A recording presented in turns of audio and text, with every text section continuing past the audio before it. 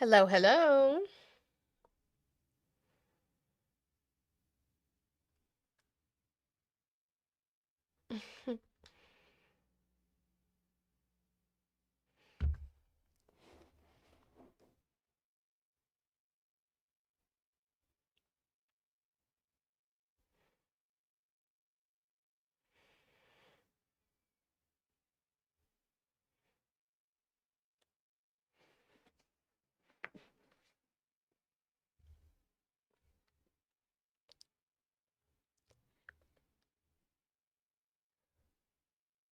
Tap, tap, tap.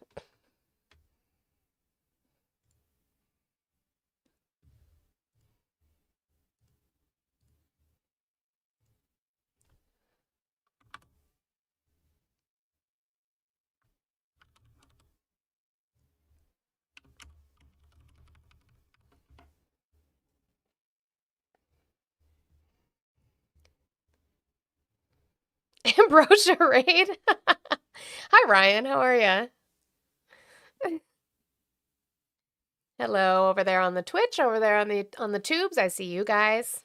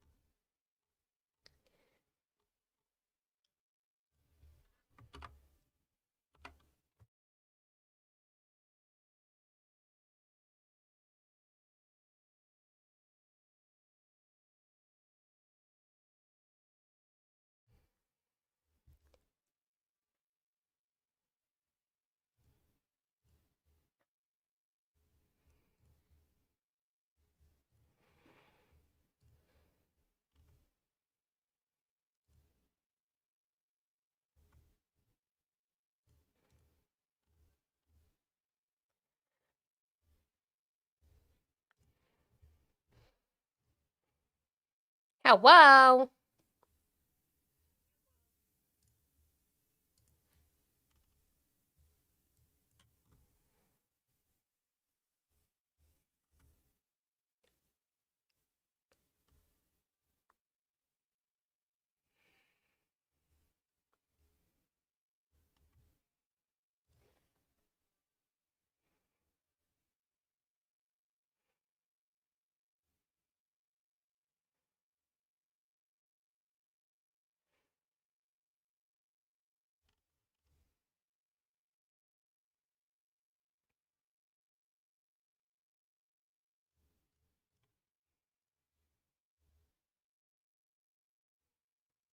Good morning, good afternoon to those of you on the East Coast in your weird timelines. Timelines are woke.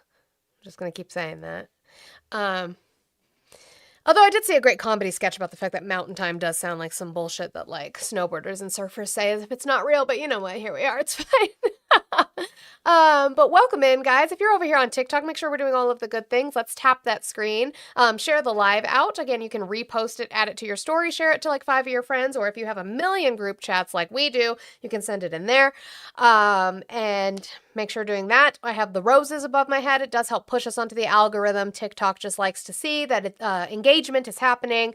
So let's make sure we are staying engaged. I appreciate you guys so much. I am multi-streaming, so I am on YouTube and Twitch. If you are on YouTube, if you could hit that thumbs up like button for me, that would be great. Helps push us out on YouTube as well. I would appreciate it. And Twitch, you guys are doing just fine by engaging over there. I see you. Don't forget that you can become a member if you have Prime, you get one free Prime sub a month, so you can have Jeff Bezos pay to subscribe to me. If you choose me, that's great. If you don't, that's also cool. I get it. But I appreciate it. And on YouTube as well, there are also memberships and things like that that you guys can do. So as you can see, I have 5-0 in my goal today. I had some wonderful contributors this morning, and I will thank you all at the end the way I always do, and I appreciate you guys that helped me get to my goal. We have been short on my goal, so we're definitely going to push to still try to get that 50 down to 0 today. Again, I have said we're literally living off of my money right now. my husband's paper check that he got a bank check reverted to a paper check, so hopefully he'll be able to pick that up today and go to like a money tree or whatever and get that cash so that we can pay my mom for our part of the mortgage. But life is lifing, pretty much without getting into too much detail. Life is lifing, so we're living off of my money, so I appreciate it. Groceries are expensive. I have 2 children. Whatever you guys can do to help the grifter grift, I guess, if that's what we want to call it, I would appreciate it so very much. So yeah, do all of the good things, and even just tapping, guys. I mean that. I really do mean that. Even at tapping, the fact that we got to way over 100K taps yesterday in such a small amount of time, I was so appreciative of it, because I know it takes work to sit there and tap. And so I do appreciate it so much. Yeah, I don't know. There is somebody in the chat saying, do I have a septum ring? I do not. If you would like to purchase or send me money to purchase one of the little fake ones, we can do that. I'm not actually going to get it pierced because no thank you. But like, I'll get one of the little fakies and stick it in for you if that's your thing. I can do that. But how's everybody doing on this? It's Wednesday, right? Yeah, on this Wednesday. I never can keep track of the days anymore.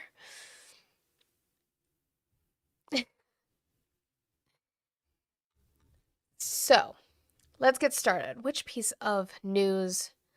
Not the fakies. Don't do it for free. Yeah, no. I think the fakies. I mean, I would get it pierced. I used to have a lip piercing. I had my tongue pierced when I was younger. I would do that. I'd actually have thought about getting this done. It's just not on the priority list of things to do, obviously. Okay, so we are going to go to some of the news from yesterday that we didn't get a chance to get to because it happened either after or during the show. So I'm sure everybody has seen, but we will start getting into it. Sorry, I'm trying to clear these so that I can see better on my phone. Okay, because there's Discord messages. Former FBI Director James Comey indicted over alleged threat against Trump.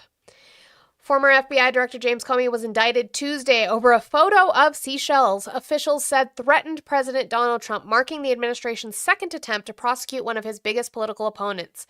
The charges, approved by a grand jury in the Eastern District of North Carolina, where Comey allegedly took the photo, include making a threat against the president and transmitting a threat in interstate commerce, according to court documents. So, let's, I didn't miss anything, CNN. I just needed you for the reporting. Stop being in my face like that. Let's go to what he's being indicted over. We'll go to the indictment. I have it. It's only 3 pages long. It's really, really short. But let's go to what the post was. It was an Instagram post. This is obviously a tweet of the Instagram post. He was on a beach, found some shells, and he made this. Okay, that's James Comey.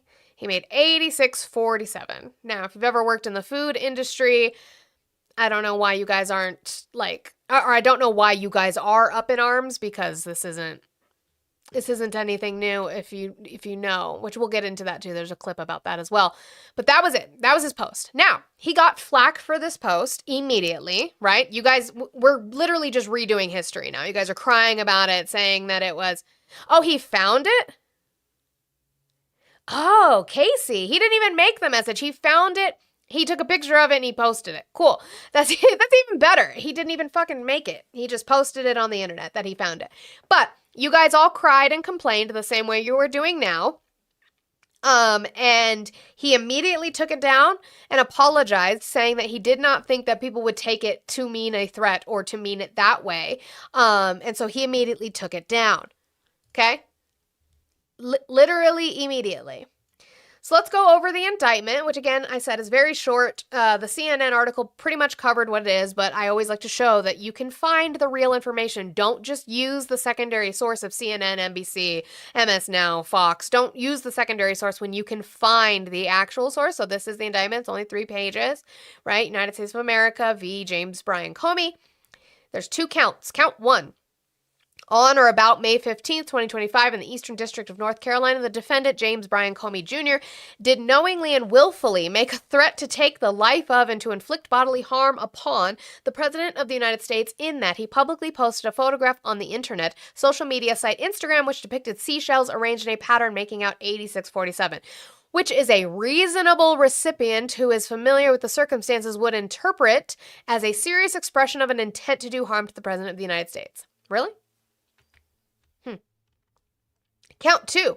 On or about May 15, 2025, in the Eastern District of North Carolina, the defendant, James Bryan Comey Jr., knowingly and willfully did transmit in interstate and foreign commerce a communication that contained a threat to kill the President, Donald J. Trump, specifically by publicly posting a photograph on the internet social media site Instagram, which depicted seashells arranged in a pattern making out 8647, which a reasonable recipient who is familiar with the circumstances would interpret as a serious expression of an intent to do harm to President Trump. That's it.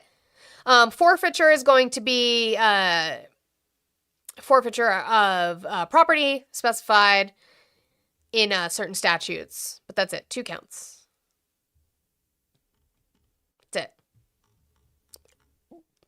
Now, May of 2025, it is almost a year out from that, right? Almost a year out from that. So let's hear Comey response to that, because he did come out with a response to his indictment.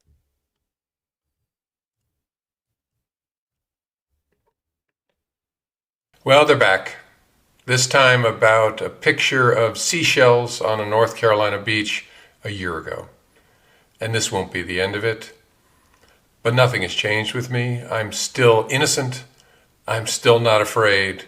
And I still believe in the independent federal judiciary, so let's go. But it's really important that all of us remember this is not who we are as a country. This is not how the Department of Justice is supposed to be. And the good news is we get closer every day to restoring those values. Keep the faith. Well, it's a joke. It's a fucking joke. You guys are clutching your pearls. And it's silly. And I can tell you why it's silly. But first I'm going to play this because you guys are doing the disingenuous thing that you guys all do, which is trying to interpret something that was definitely not a fucking threat to say it was a threat. Seashells, though. This is about the picture that he put up of the seashells that say 8647. Sure, I am. So what Comey has said is that he came across it on the beach, right? Now, could he be lying and actually have made the shell image himself to post it? Sure. He absolutely could be lying about that. I still wouldn't take it as a fucking threat. I just, like, that's silly. And we'll talk about it.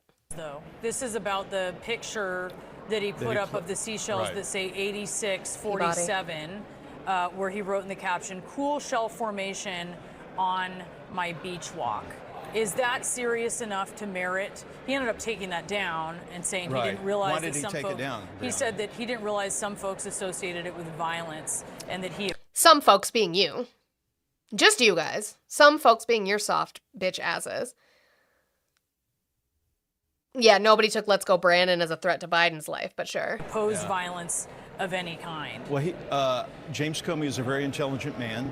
I would assume he knows what the term 86 means. I was a waiter for some time. When you 86 an order, you kill the order. Is that what you do with it? I've worked in food. I worked in food for a long time. I've never worked in a place where 86ing food meant you killed it. Yeah, that one. Cancel. Uh-huh. When you 86-45, that is tantamount to saying killing the president of the United States. No, you get rid of, right? You get rid of an order. You get rid of him. How do you get rid of him? Through the impeachment process. We have an impeachment and removal process. The fuck? United States, he should have known that. When you 86 an order, you get rid of the order, right? Correct.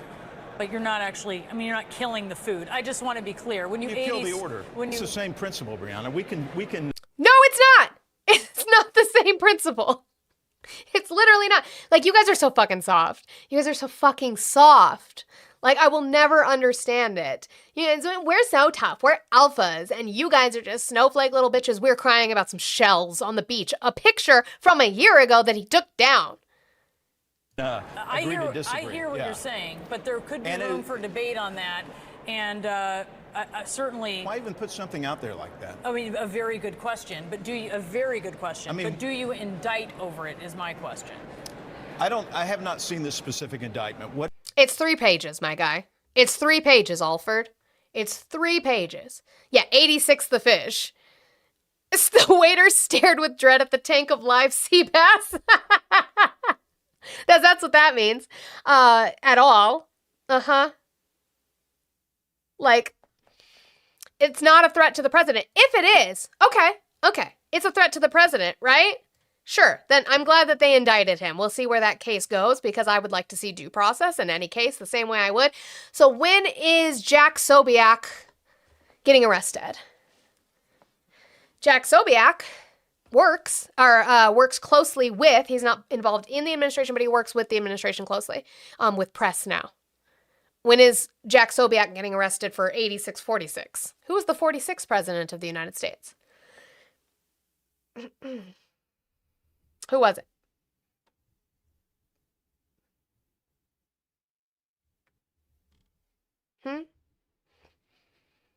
So should we arrest Jack Sobiak? How about this one that Donald Trump shared? Where you had Joe Biden hogtied in the back of a truck. Was that a threat to the president's life?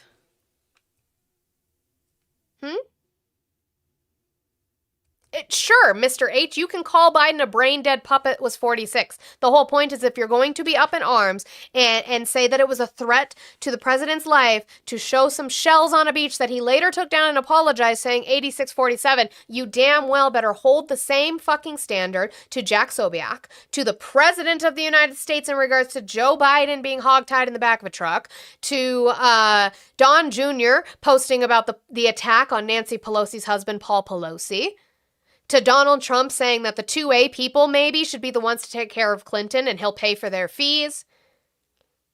Or that was a different one. So he said the 2A people should take care of Clinton, maybe. And then he said, can you take that guy out and beat the crap out of him for me? I'll pay for your legal fees. Huh? Biden hogtied is not the same thing.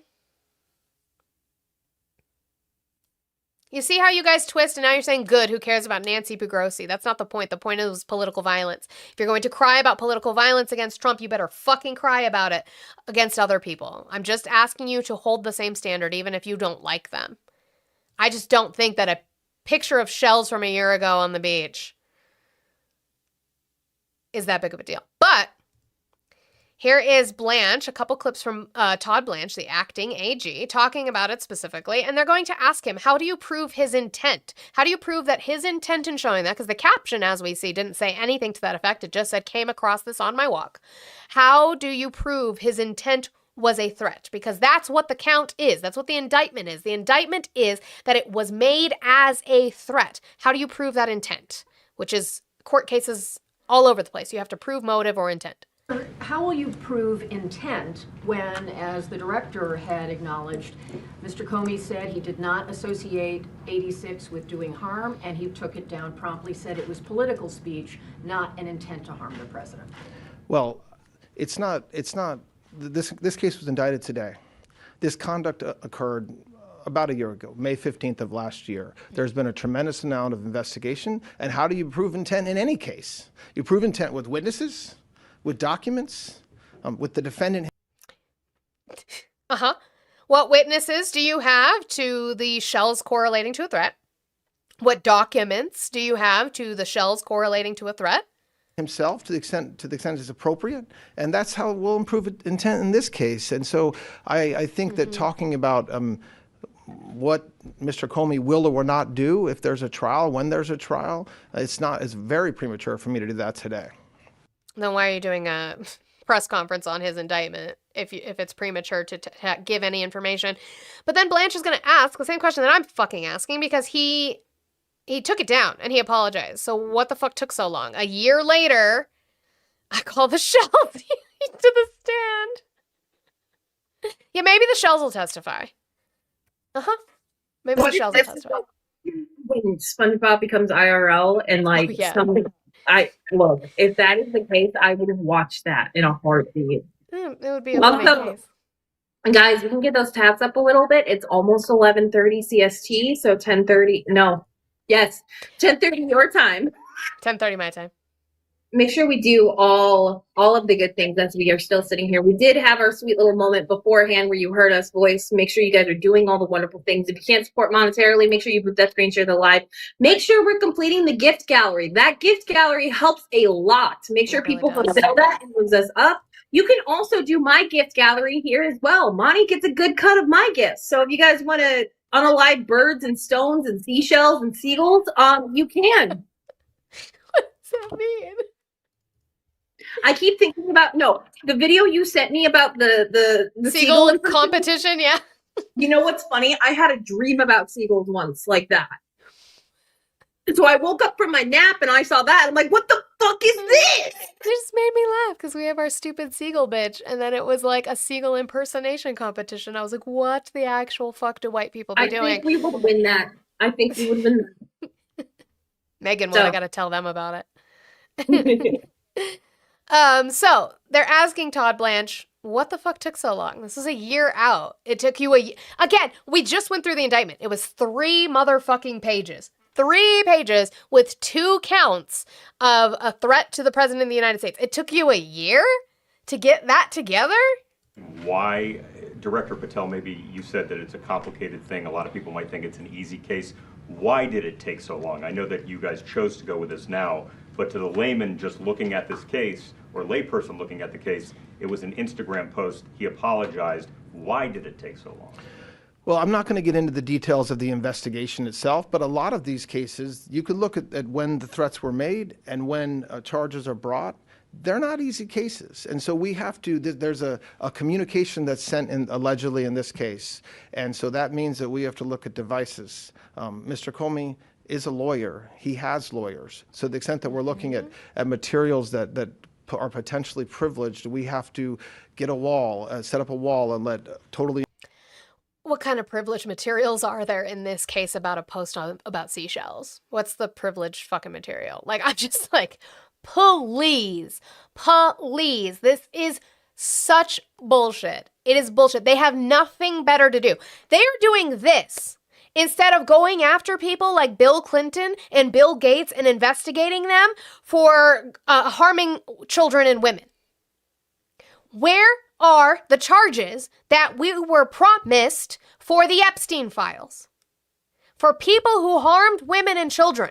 Where is that? This is what you're spending your time on? You spent an entire year on a post about seashells instead of actually going after child traffickers. That's what you did? I mean, yeah, because you're covering up for them. We know. Okay, I forgot. Sorry. Independent lawyers look at those. And so that doesn't happen overnight or quickly. No, I know, Brad. I saw his press conference about we're done. We're moving on. Nobody's going to be charged. Statute of limitations on this is 5 years. We brought it in under 1 year. So that's really where we're at. Mr. H, you said, and the left cheers for Trump's death. I didn't know he died. I would have thrown a party. But I'm not advocating for him to die by violence. My thing is like when he goes, because I don't know if you know this, Mr. H, he's 79 years old. He's 79 years old and he's not in good health. Okay? I agree child trafficking has been going on long before Trump, but instead of focusing on that, if the Biden administration and the Democratic administration did such a bad job with it, why isn't Blanche doing anything? Now, again, let's go back to, I don't want him to die through political violence. I don't want anything violent to happen to him. I am of the understanding and the fact that he's a 79-year-old unhealthy man. So eventually he is going to die because guess what? Everybody dies. Shocker. Okay? And when he goes from old age, yes, I will be happy. Suck it. Clutch your pearls. Cry about it. But what I'm saying is that I don't take threats of violence lightly. I don't think it is okay. I am glad that the shooter didn't even get within range of that room because with the weapons that he had, it was not going to be a targeted attack. Innocent people were going to get caught in that crossfire. It was going to be a mass event. And I have an issue with that. You're not going after one person, and even if you were, that's not okay. You are going to just be shooting and hoping you hit, I guess, your targets? That's crazy. I'm glad that criminals are stupid. I'm glad he got caught. And that he's going through court. I just saw the information. I got a picture of him that he took of himself 30 minutes before he charged into that room. I'm glad he got caught. I hope he gets to the full extent of the law. Keep that man off of the fucking streets. He's insane. But everybody dies. Naturally. Eventually. Okay? All right. So they talked to Jim Jordan, who's a whole piece of shit. But Fox News talks to Jim Jordan, and he talks about... Hold on, I'm trying to get the... There we go. Talking about the Comey case. Now, we went through the indictment because we were talking about the facts, right? That's why I had Todd Blanche up there as well, talking about the facts. The facts are we're talking about a Instagram post about some seashells, no other context, that he took down and apologized for. Yep, everybody dies. Just ask Republican Joni Ernst. That's what she said. Everybody dies. So I'm just taking Joni Ernst's advice, or Republicans' advice on that. But Jim Jordan is not going to talk about the actual facts of the indictment, and he's going to do what you all do, which is throw on shit that has nothing to do with his actual 3-page indictment and talk about other shit that he's not being indicted for, which is the real reason why the Department of Justice is going after Comey. It's because Trump wants them to, because Comey didn't fire certain people he wanted fired. Comey didn't Comey didn't ignore investigating certain people that he wanted ignored. Roger Stone, Michael Flynn, who we are now creating a second settlement to. Don't know if you guys know this because you guys don't keep up. Our government, who charged Michael Flynn with crimes against our government, have already settled one suit with him. So that's our taxpayer money that's going to pay Michael Flynn. They are now working on a second settlement with him. Again, we are paying for Michael Flynn's crimes against us. Love that. Love that for us. And because Comey refused to ignore what Michael Flynn and Roger Stone was doing, he hates Comey. He's mad at Comey, even though Comey helped him win an election. And so Jim Jordan is going to throw all of the bullshit that has nothing to do with the indictment onto Comey. Is this case stronger than the one 12 months ago? Well, it's a crime to threaten the president. 18 U.S.C. Section 871, so you can't do that, and he obviously did. Now, he tries to tell us that no, he was just strolling on the beach one morning with drinking his coffee, and the good Lord had washed up on shore shells in the formation of 8647, and he took a picture of it. Okay, that's his story. I don't think anyone buys that. And again, I said, that's fine. Even if he created it, where's the threat? But you can't threaten the president. And I think it's important to remember, this is Jim Comey who started it all. This 10-year attack on the president of the United States, on President Trump, started with Comey and remember, he took the dossier that he knew was garbage. He's the guy. Again, Republican. Comey, registered Republican. The Senate, led by Marco Rubio, were the ones who investigated Russian collusion. You guys don't know what you're talking about. You were just given talking points to repeat, and that's it. You did not read the dossier. You did not read the Senate led by Marco Rubio. You did not read what they wrote about collusion, because collusion is not a crime. So nobody was charged with collusion. And nobody was branding Trump. They were saying, and we went over this, God, how long has it been now? A month? We went over this. I think it was a midterm Monday that I did this, where we went over documentation that went through, where it explains where the term 86 originated on TikTok. Don Lemon explains that. Okay. 86 has been used for decades in the food industry. It doesn't mean what they say it means. You can't just say the dossier was trash just because you want to say the dossier was trash. It was actually put together by Republicans. The Clinton Foundation just bought it from them. Don't know if you know that. Who took it to the secret court to get the warrant to go spy on President Trump's campaign. He's the guy who leaked the memos. He's the guy who... Oh, so he got a legal warrant to investigate the campaign. Legal. Okay. Who leaked classified information through his buddy, Daniel Richmond, to the press. So this is... Oh, you mean the information about Hillary Clinton's emails that won him the election? Okay. That guy, and now he tells us, oh, I didn't do anything wrong, when we all know what this means. Everything you listed, he's not being charged in this case. I understand that. See? But even the Fox News host is like, Well, you're muddying the waters because this has nothing to do with his actual indictment. You see how they do that? They get you worked up about shit that they've had you worked up about for 10 years that you, again, either forgot or haven't read about. They get you mad about that. And then they pile it on to shit that has nothing to do with it. This is an indictment about a picture. And Jim Jordan just tried to muddy the waters with everything else. We'll see what it says this afternoon. So, the other side's going to say, look, the president's just going after his enemies, and so are Republicans. What do you think about that charge? No, I think Todd Blanche is doing good work. It shouldn't be lost on anyone that the very week that the Southern Poverty Law Center gets indicted is also the week that there was a third assassination attempt on the President of the United States. And the Southern Poverty Law Center has been out there for 8 years paying $3 million to foment hate and divide the country. I think that's the big takeaway from last week. And so I say God bless Todd Blanche and the work he and the Justice Department are doing. Thank you, Jim Jordan. Thank you for that wonderful segue. I appreciate it. The wonderful segue into this news. I appreciate it. So, the SPLC, which we've gone over, that was a 14-page indictment. Okay, Comey's was a 3-page, SPLC's was a 14-page, neither of which you have read because you guys don't care. You just listen to what they tell you and you regurgitate it. You don't actually read it for yourself. Okay? The SPLC is actually going to the judge now. Why? Because Todd Blanche is lying. The Southern Poverty Law Center's motion to address the government's materially false statements and to enforce rules prohibiting further prejudicial, extrajudicial statements. Let's go through. Hold on. I have to find it. Okay. The Southern Poverty Law Center respectfully seeks an order directing the government to 1. Retract the false and unfairly prejudicial statement that Acting Attorney General Todd Blanche made on Fox News regarding the allegations against the SPLC, and 2. Refrain from making any further false or otherwise prejudicial statements that compromise the SPLC's fair trial rights. Let's see. Where was the one?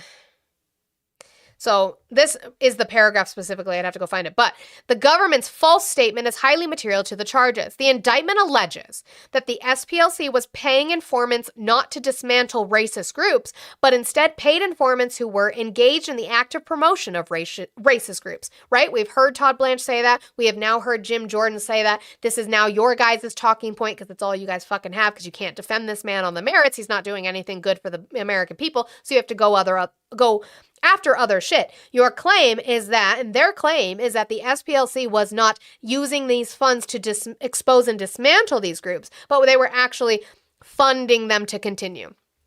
Indictment at 1. In fact, the prosecutors in this case knew of specific instances when the SPLC provided information to law enforcement to thwart, stop, or otherwise help dismantle the activities of those racist groups.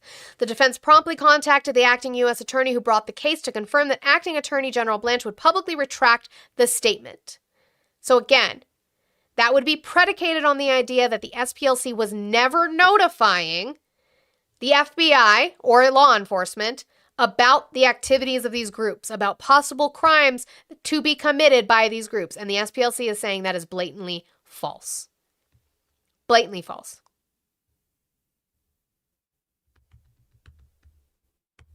Who gives a damn? I do, because I don't like misinformation, Mr. H. Now you can do the both sides thing. You can do the same different side of the same coin. You can do the two wings of the same bird bullshit. Or you can be honest and say that there is a problem with misinformation and retributive justice on the right.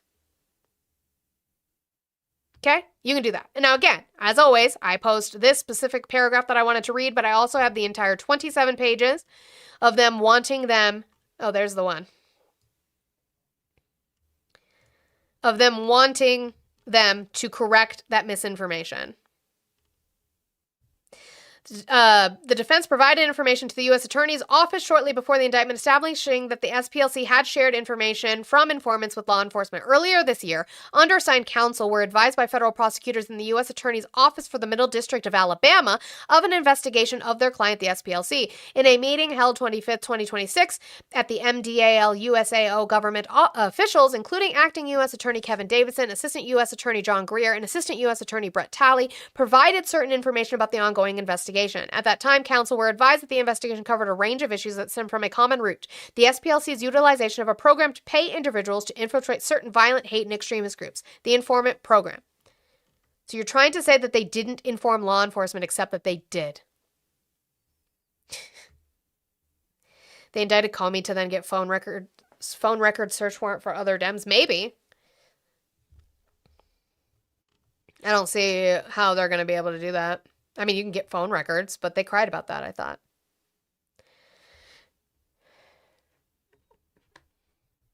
You guys, you can call in and you can tell me what lies I'm spreading. I would love for you to tell me with factually based information, not just your fucking feelings, not just what Todd Blanche said, not just what Kash Patel said, not just what Donald Trump said, but actual facts. You guys don't do that.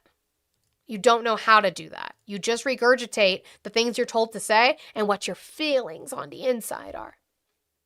In another news, so I'm just going to do the headline, or I'm going to do this video on it on the report, because I still want to get, I don't have the link to it. I have to find it. But I want to read through the SCOTUS decision, and then I can go over the actual opinions in it and see where they were coming from. So that we can do that, because I would rather read through the legalese and the opinion versus CBS reporting on it, but we're gonna, for the breaking news aspect of it all, I will let CBS News report on it, but then I want to go through the SCOTUS case myself tonight, so I'll have to find it and read through it. Supreme Court just issued a ruling on a potentially groundbreaking redistricting case that could impact, for many years to come, the power of minority voters in this country. It focuses Ferris, sure, let's let it play out in court. We'll see how far that goes. On the constitutionality of Louisiana's congressional map and how it was redrawn. The justices determined if Louisiana lawmakers properly balance constitutional and Voting Rights Act protections. I want to get straight to CBS News chief legal correspondent Jan Crawford, who has been reading through the opinion. Jan? Well, Major, we just got this ruling within the last couple minutes. The justices, in a 6-3 vote, a decision written by Justice Samuel Alito for the other 5 conservatives, are striking down a second majority black district in Louisiana, ruling that state officials focused on race, and that amounted to an unconstitutional racial gerrymander. Now, this decision is a major one under the Voting Rights Act. It will go well beyond Louisiana. It's going to make it, based on what we're seeing so far, it will make it harder for state officials to draw up these so-called majority-minority districts, which have been used for decades and have increased black representation and minority representation. That's a good point, Eli. So who said that? We'll see how it goes in court. Let me just see if I can find, because I don't remember who said that. Whoever said it, I agree with you. Let's see how it goes in court. But you can't do what Eli just made good note of, which is if it gets dismissed, because I don't even know, like, people in my Discord are posting funny pictures and saying the trial is going to be wild. If it even goes to trial, it might just get summarily fucking dismissed like his first indictment did. So if it gets dismissed, or if it goes to trial and it is found, he's found to be acquitted, are you going to come in here and say, well, the justice system worked? Or are you going to cry about leftist corrupt jury and judges? Which one? By the way, I'm pretty sure I saw that the judge that it was assigned to was a Bush appointee in Congress. And it also, I think, will call into question about a dozen or so existing majority minority districts, mostly in the South. Now, what I'm going to say is, Scott, you're over here talking about it's only liberals in the media that make it about race. Racism exists systemically. It's the foundation of our nation was built off of racism. That's just the way it is. Sorry to tell you this. However, what I would say is this is why I would like to read it. Again, I'm going to let this play, but I would like to read the actual SCOTUS opinion and what they were basing that decision on. Because although we know that people are gerrymandered out by race, redlined by race, it is also the other side of the coin that you cannot redistrict by race. You're meant to redistrict by population and need and political affiliation, not by race. And so I understood, I could see it coming why this decision was the decision that it was. It doesn't mean that I like it, but I can understand why why they came to the decision they did. Again, I would like to read it. I would like to read what they're basing it off of, because a lot of them, again, Roberts, Kavanaugh, Barrett, are textualists, and how it fares with the Constitution and fairness. And you're not allowed to do it by race. You're just not. And so the fact that they did openly in Louisiana put this congressional map together on race, and now they have to redraw it, I kind of understood where they're coming from. I don't necessarily say that I agree. I'm just saying that per the Constitution and the law, that I saw that coming. Those districts, as you know, Major, have been a way for Democrats to pick up seats in some of those states, those red states in the South. So this ruling is a win, I think we can say, for Republicans. But legally, this is a Supreme Court that, going back 20 years or more, has been saying in case after case, a consistent line of cases, that the Constitution is colorblind. And that's why we've seen the Supreme Court do things like throw out affirmative action in college admissions. This line of cases, very consistent with the court's ruling today. What about the midterms? I think this ruling coming today, 6 months after it was argued back in October, may come too late to have an impact on these upcoming midterm elections. I think the focus will be going forward, limiting states from considering race when they're trying to consciously and intentionally draw up districts to increase minority representation. That means, Major, that you might not have as many of those kind of ink-blocked states, or states that have districts that zigzag like a Z, where they go from, like this one did, from Shreveport all the way down 250 miles to Baton Rouge, scooping up black voters along the way to, again, pick up voters to get enough black voters there to have that majority. So I think, that will restrict some of those those districts for sure. Looking at this decision, it's 37 pages long. There is a dissent by liberal Justice Elena Kagan that appears to be longer than the majority, and it looks like a barn burner. She is saying that today's ruling. Why are you talking about Jimmy Kimmel? Somebody said that Trump like to watch Jimmy Kimmel.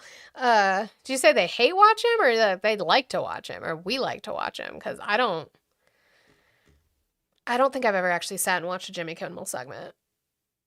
Is gutting the Voting Rights Act and will call into peril some of the accomplishments that we've seen over that historic 1965 law that really dismantled Jim Crow and systemic barriers to voting for black people in the South. Of course, the Supreme Court today, as they have in recent decisions.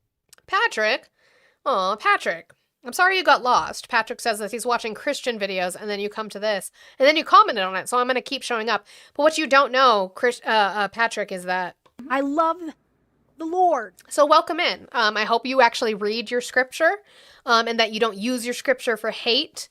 I hope you actually read it. I doubt it, but welcome. On voting rights is saying the country has moved past that. It's time to stop intentionally focusing on race.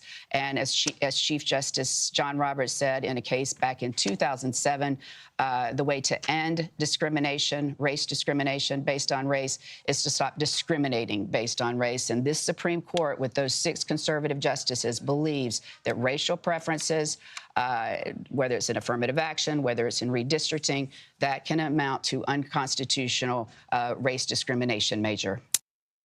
So again, I just wanted to have that so we have it reported so everybody knew in case you hadn't heard the news about that case. But I am going to look. She said 37 pages. That's not long at all. So I'll probably try to find the link for that. If anybody has it quicker and can post it in my Discord, that would be great. So I can read through that tonight, and maybe we can go over it a little bit. So I want to go to a Fox News poll real quick. Again, this is being reported. It was being reported through CNN, which is annoying, but it is actually a Fox News poll. They cite it. They cite that it's Fox News. Let's see if I can actually, hold on, real quick. Let's see if I can find it on their actual website, because that would make me feel better. I know it'll make y'all feel better crying about it.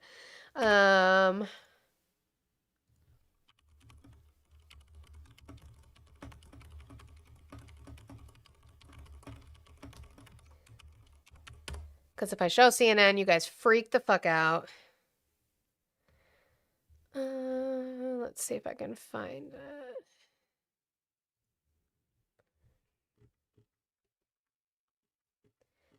Published on the 23rd.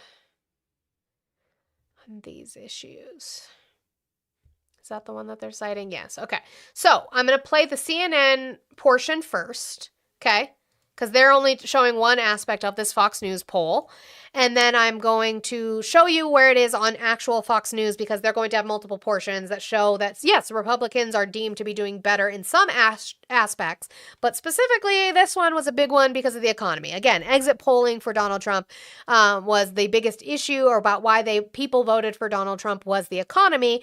And now that's not going well for him. So.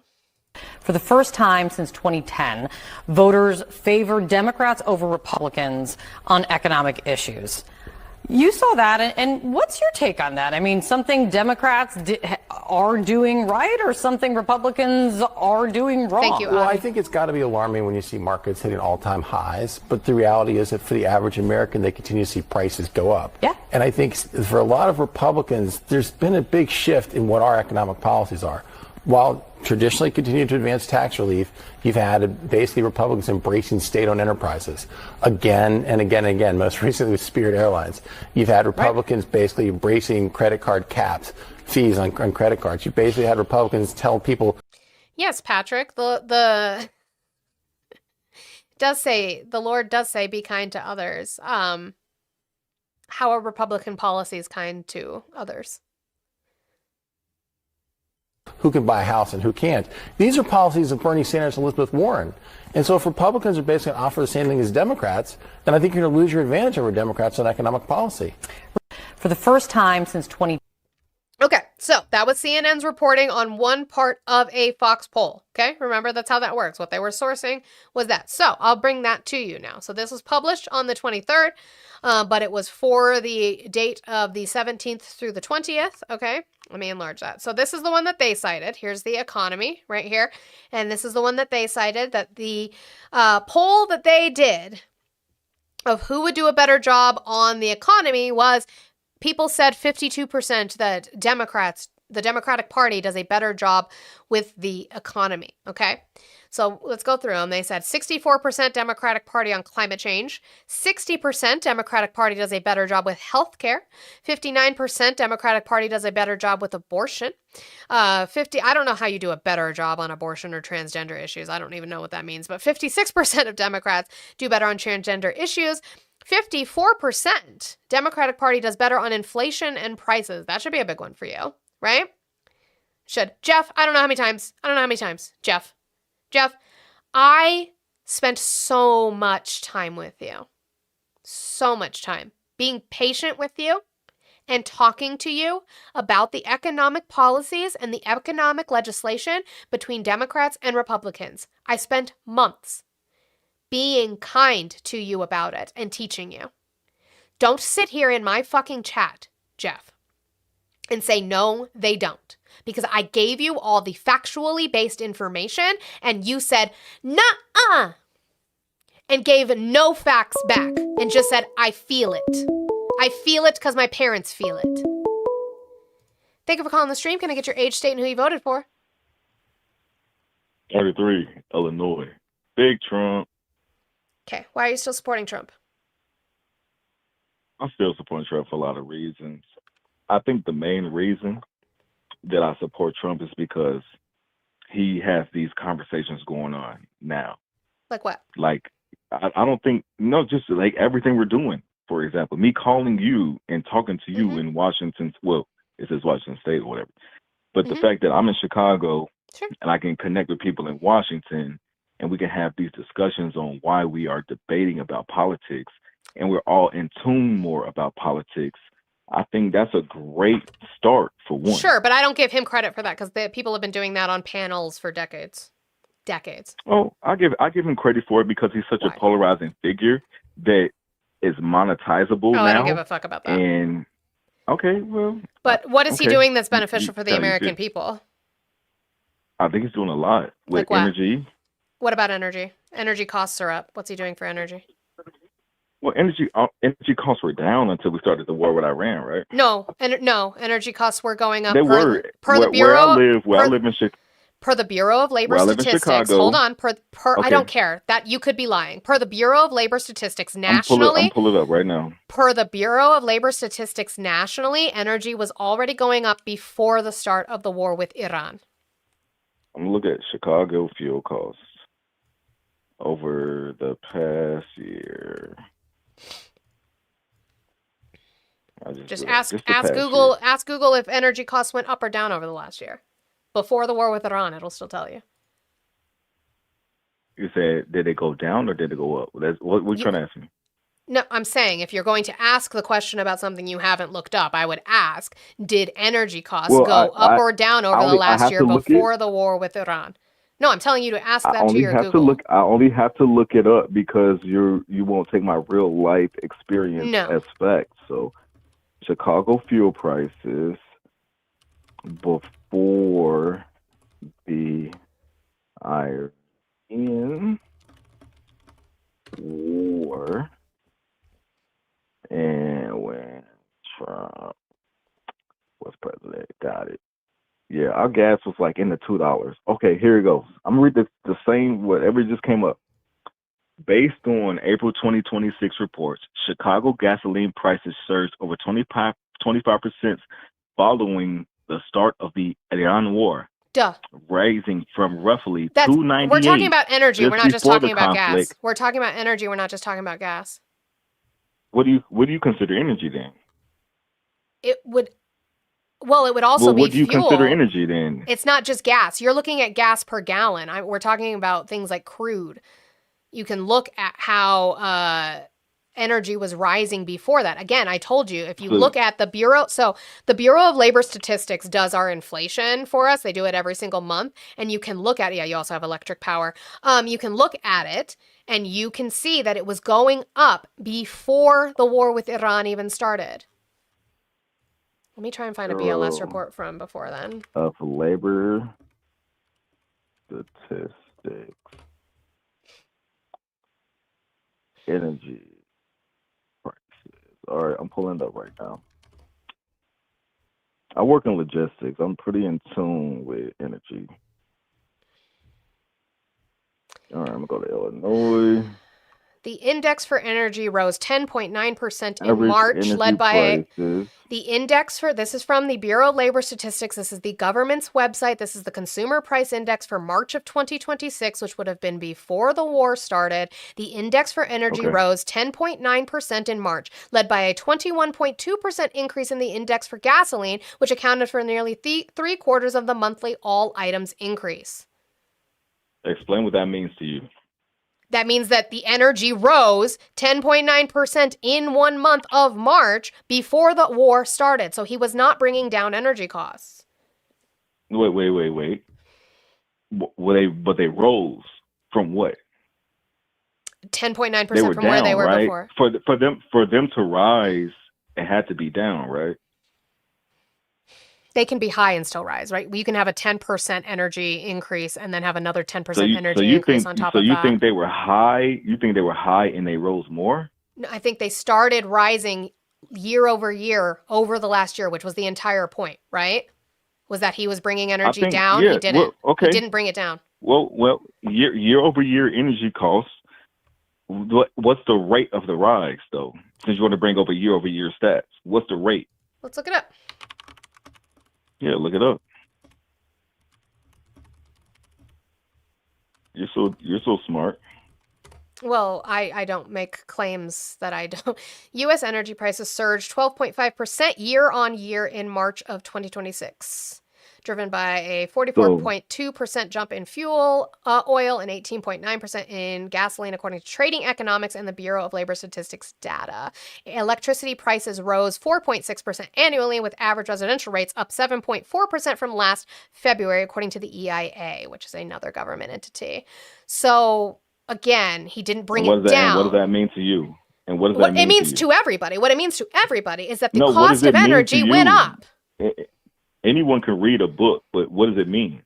It means that it costs more for us to heat and cool our homes, for us to put gas in our tanks, for our food goes up because those costs also went up for fuel. It costs more to travel. And when did the war start? Bro, I'm asking you these questions. When did the war start? this is before the war started. That's what year over year would be. From March to March. I know. No, year over year, from last March to this March. Mm-hmm. I understand what that means. Okay. Like, So then the price went what up, does that right? mean So to energy you? prices went up, right? So energy prices Over went that up, time span. right? Yeah. So energy prices went up, right? Over that time span, they went up, yes. Okay. But in that time span, how low did it go? It didn't go lower Look if it that kept up. rising. If it kept rising, it didn't go lower. No, because you're saying year over year. In that time span, it could be peaks and valleys, right? No, it went up. Yeah, why not? Why can't it be peaks and valleys? Because it would show that. It would say that it would say that the increase wasn't as high. That's not how that works. No, that's not. No. How it works is you say year over year. Mm-hmm. Therefore, We can even go to February if you want. If you want to exclude March because it includes the war, because you are correct. I was wrong on that. We started the war at the end of February. So you can look at the BLS report for February of 2026, and that rose 6.3% over the year. That is an increase. That is not a peak and a valley. That is an increase in energy cost. Energy cost was going up before the war in Iran. All right. So you point out the high points. Can you point out the low points? What low point? What was the lowest point in this year over year examination you're doing? What? What you're pointing out the high points. Mm-hmm. What were the low points? What low point? There is not. Review. There's not a low point. Wait. What are you talking about? The lowest point doesn't matter. The lowest point doesn't matter. The lowest point doesn't matter because it was going up year over year. It continued to go up. It has not been brought down. Your whole point was that he brought down energy costs. He did not. No, I did not say that. You want to put something on me. No, that is what you said. That is what the fuck you said. Year over year, what were the low points? And month to month. I do month to month, whatever you want to do. What were the low points? Yeah, the lowest point was when it didn't happen in 2024, when it didn't rise. No, over the last year, what were the low points? There weren't low points. There weren't low points. It was going up. You find it. There weren't low points. It was going up. You find it now. My God. There weren't low price. It was going up. When you look at a year chart, right? And it'll say no. You go find it. No. I would like you to find me the global price. I would like you to find me. I would like you to find me the global. I got you. Mm-hmm. I'll do your job for you. That's not my job. It's your fucking claim. You go find it. I've already done enough of your fucking homework. I got you. And what's the exact metric you want to find? Find the lowest point. Whatever the fuck you were talking about. Whatever the fuck you were talking about. But not gasoline. We're talking about energy as a whole. Energy costs as a whole are going up. I want energy costs as a whole going up. Or the lowest point. Energy costs as a whole.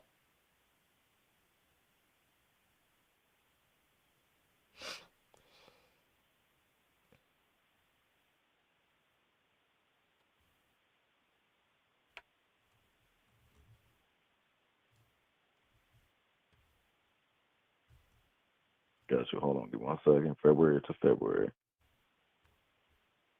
Here you go.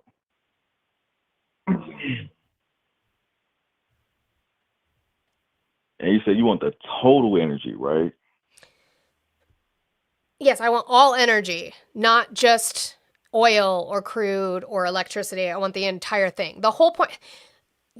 I asked you what he was doing good for the American people, and you said everything, and we started talking about energy, and you said that he's brought it down. I showed you he has not brought it down. You want to go back to a month that was lower and not talk about how the fact that it is up. It's up. Year over year, it's up. And it has been going up before the war started. Well, ma'am, I specifically mentioned gas prices when I first started talking to you. Yeah, And now you're saying you don't No. want to bring Oh, up okay. So gas now you want to prices. be no, because we were talking about energy. Now you want to switch to gas prices and talk about how they were low. You are right; I they were lower than they said it as had been. soon No, exactly. So that's no, why you you even said looked it up. energy. So No, you you're said conceding. energy. No, you said It don't energy. matter. I It did does matter. say It does energy. matter. I It does did matter. say It does energy. matter. It does matter. I did, ma'am. I definitely did say energy. Yes, I How? Okay, did. so then let's go to gas. How did he bring gas prices down? What did he do?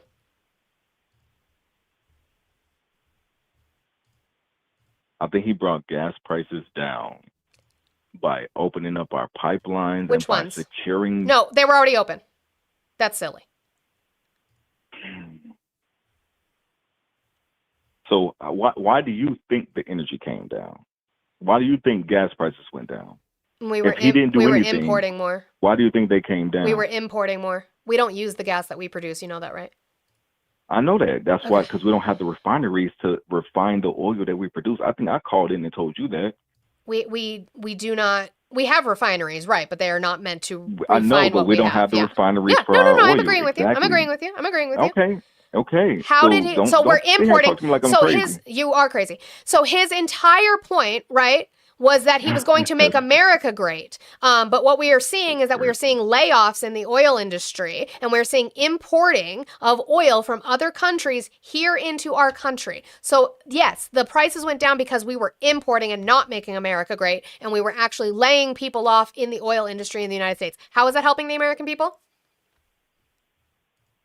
So you don't think that us exporting more and importing more balances out? You don't think that? No. Not All if right, we're well, seeing that's your thought. layoffs. Okay. Not if we're All seeing right, I got layoffs. you. Not if we're seeing layoffs Well, in the oil industry, then no. Well, if we're investing more into the technology of our oil industry and we don't need the same amount of workers, does that mean we're shutting down Oh, okay. So capacity, or does that mean we're being American more workers efficient? then. Fuck American workers then. I guess he lied about making them better. Do you know who Mr. Global is on TikTok by chance? I know what globalism is. I went to No. college. No, it is a TikTok creator. His name is Mr. Global. Do you know who he is on Oh, TikTok? I thought you said, do I know what globalism is? No. No, I'm not. I'm not familiar. I don't Okay. TikTok all day. No, I don't. No, that's fine. I'm not expecting you to be on TikTok all day. I'm just telling you that if you would like to listen to somebody who worked within the oil industry and has a plethora of information about oil industry and how what he is doing is not benefiting the United States of America, I would follow Mr. Global and I would listen to his videos. No, because everyone has their opinion. That's why. No. This is not an opinion. He backs it up with I'm gonna fact. tell you. It's not an opinion. He and backs it up with it's fact. okay. He and doesn't it's say. okay. I He think, doesn't say. He doesn't say. Hey, I live in Chicago and it looks like this. He actually gives you facts to back it up. By the way, Okay, did and you it's know that okay the because- UAE is pulling out of the OPEC deal? No, I did, and I love it. I love it. Why is that actually. good? Because they're gonna flood the market. What you mean? Why is it good? Why would they do They're about that? to flood the market. Why would they do that? Because they about to get paid. Everybody No. knows we're going. What to happens if you flood? electric. What happens if you flood the market with oil? Well, they have the oil to flood it. What happens if They you about to flood? get That's paid. great. They have it. I'm glad we agree. They have the Right. oil. They're What about to get happens? paid. What happens Right. if you no? What happens if you flood the market with oil? The prices of oil will drop. And that's good for them. How? That's good for everybody. No, that's good for them. How? That's good for everybody. That's good for us because the price goes down. That's good for the Yes, UAE. the price How? goes down. That's good for the UAE. How? What's wrong with it being good for the UAE? Why would they do that then? Why would they flood the You market? don't want them to make money? Why you would don't want them to make money? How are they making money if the price drops? Because they're flooding it. They got all this. You're an it's idiot. no- You're an absolute idiot. Sorosky, I will bring you up so that you can explain his idiocy, but he can't hear you. I don't have that set up. That oh my lord. I was gonna ask him from an outsider looking in, how does intelligence look? But Not like that. did he really say that the UAE pulling out of OPEC was good? Mm-hmm. Because they're going to flood the market. Because, that's good for them when the price of oil drops. That's great for corporations when the price of oil drops. Oh my god. I'm gonna go back to day drinking. I swear. All right. Bye. You have a good rest of your show. Gosh.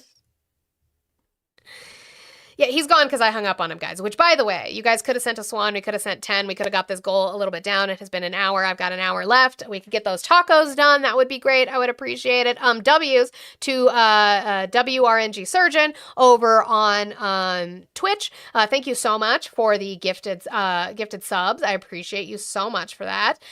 Thank you. It was how many? It was 5, right? Thank you for the 5 gifted subs. W to you. Love that. Thank you so much. I appreciate that. He calls in all the time. I always remember. He calls in from Chicago all the time, and he wants to talk about his anecdotal experience and not actually look at factually based information. It's very interesting how he talked about energy, and he thinks energy is just gas.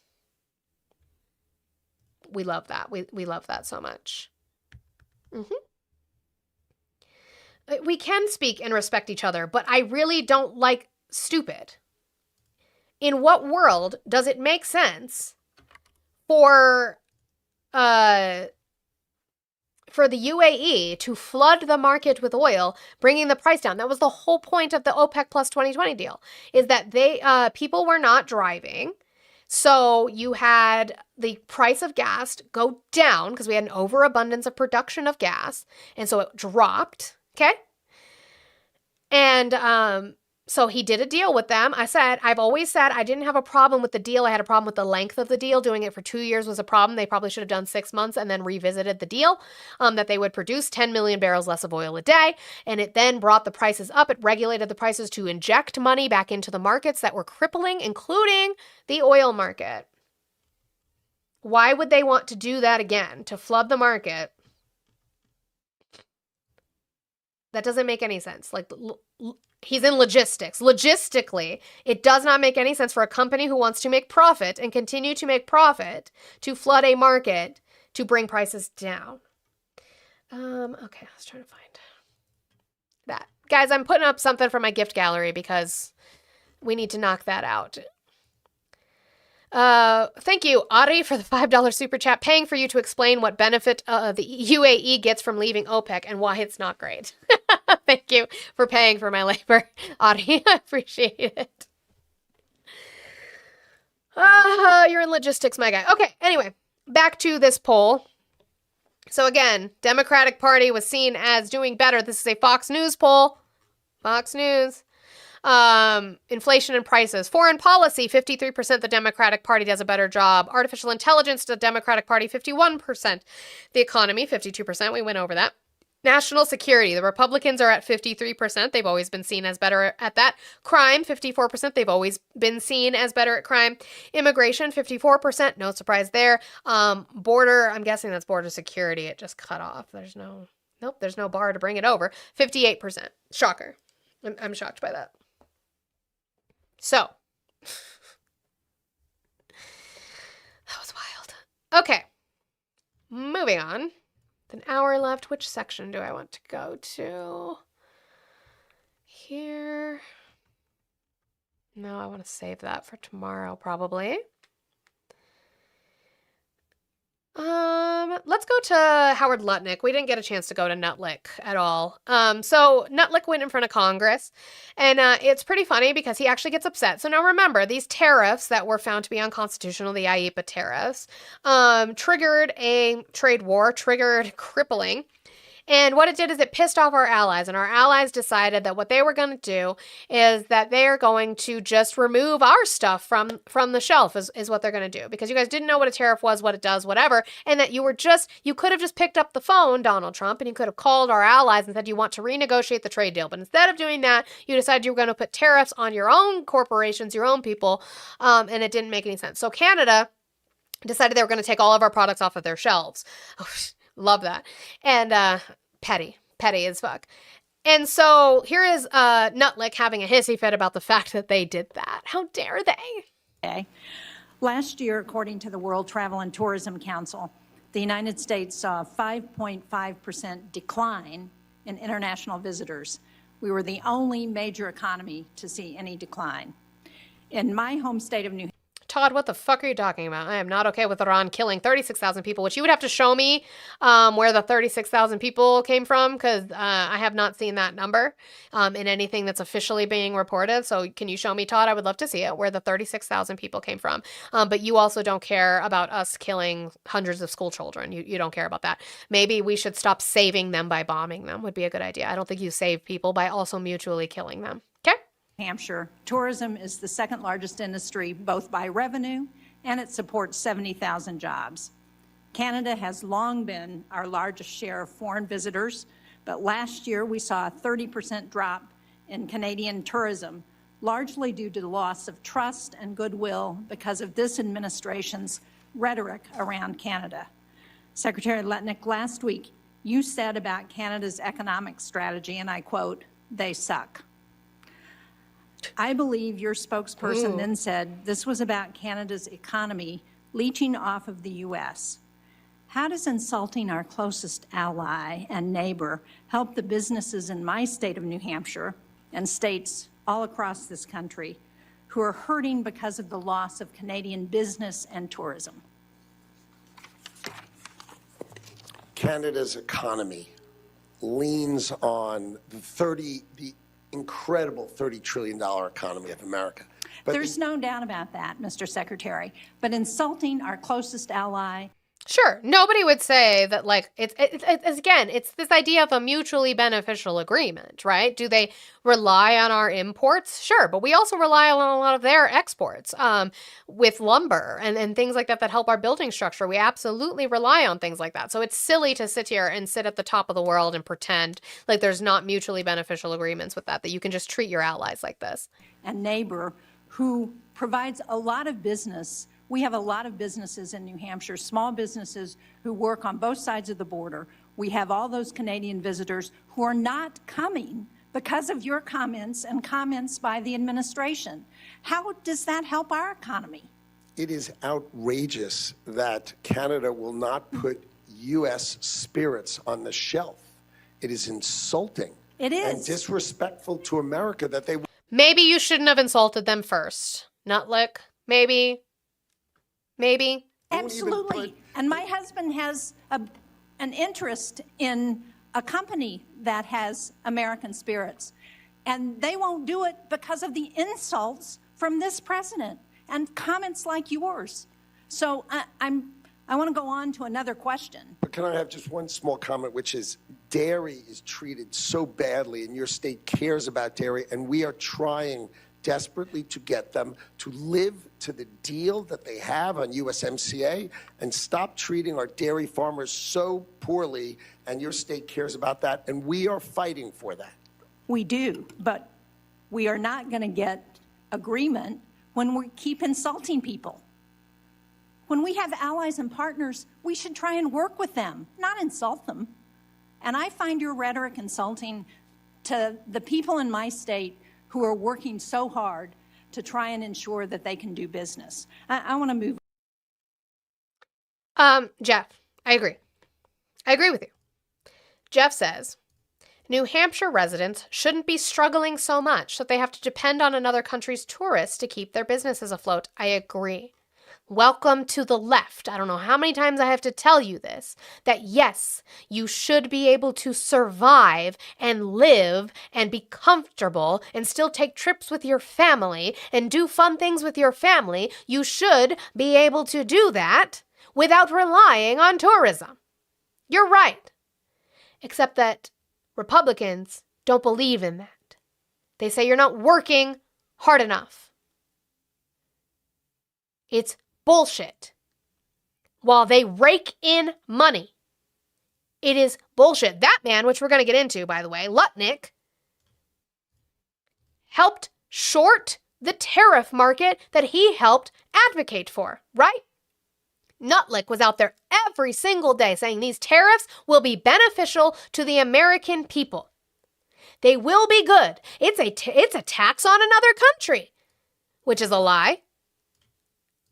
It's not a tax on another country. That was a lie. But he said that while behind the scenes, him and his son were shorting the market saying, and betting on the market saying that the tariffs were going to be overturned. So when they were, he made a crap ton of money. His son made a crap ton of money. They don't believe in anything they say. They just want you to regurgitate it, blame other people for it, blame yourself for it while they make money. All right. Speaking of, Lutnick was somebody who was involved with Epstein. Now, we know that he lied in his interview where he said that he met his neighbor Epstein and said he was a weirdo and him and his wife decided that they were never going to speak to that man again. Well, come to find out that he took his whole entire family to Epstein Island on a vacation. I'm not saying anything happened to his children. I'm not saying that he necessarily did anything. I'm just saying he lied. He lied. He had connections with Epstein. He was friends with Epstein. They exchanged emails, and he lied to you, all of you, about his connections. And he's going to be asked that about that, by Senator Van Hollen. Mr. Secretary, I feel compelled to start today where we left off last time you were here in February, because you failed to respond to inquiries that we've made since that time. At that time, it had just come to light that Thank you, Riptip. you had totally misled the American people about certain aspects of your relationship with Jeffrey Epstein. I asked you then whether you would provide the committee with all records of your interactions with Jeffrey Epstein. You said you would consider it and that you had, quote, nothing to hide. Senator Merkley and I subsequently sent you a letter on February 27th, asking if you would provide those D-Lo, nobody thinks that. That's silly. documents and presenting certain questions. We've not heard a thing since then. I think the American people deserve transparency. Mr. Secretary, I feel compelled. We deserve transparency. Why are you just letting him lie? Why is it okay with you? This man had involvement with Epstein. So, he was also in front of the House. So this is Representative Madeline Dean. About, does Donald Trump have a concern about your close ties and your relationship to Epstein?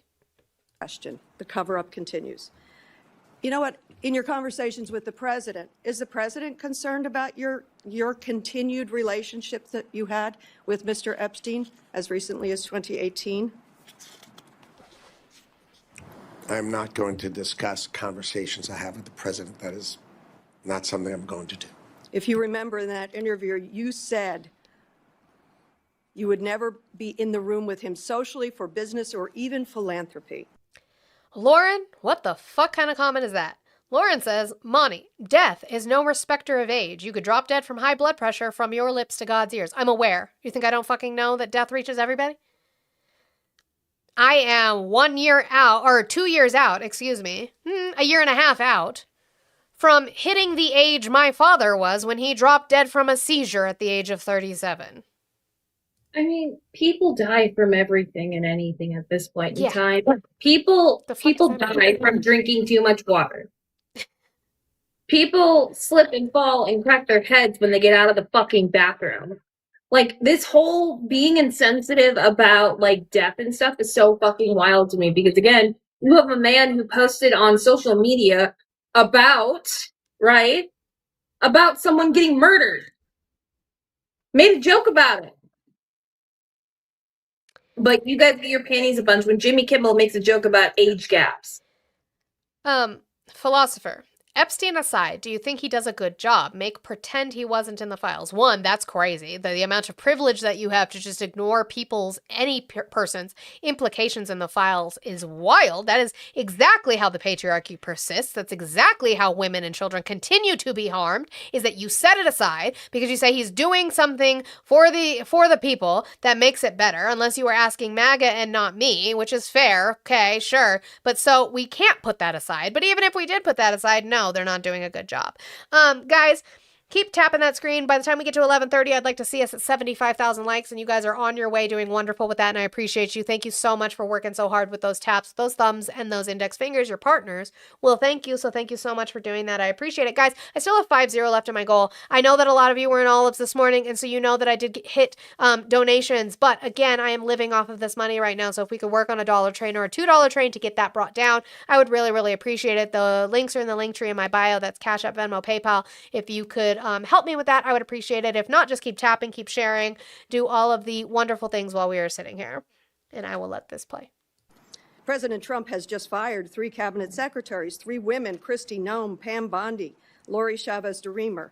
If President Trump has even a shred of concern about accountability for Jeffrey Epstein's enablers, he would fire you too. Beyond AdFin, what other financial ties do you have to Jeffrey Epstein?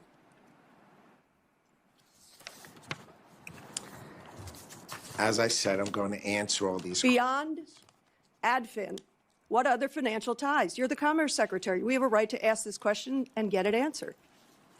Again, I'm not going to spend the budget day discussing something I've set aside. It's not his choice, by the way. It's not his choice what they spend the budget day on. It's her fucking choice as the representative. It's their choice what they choose to do with their time. And their time is to get transparent on the fact that what you're doing with the budget, are you doing anything involved in your financial ties to Epstein?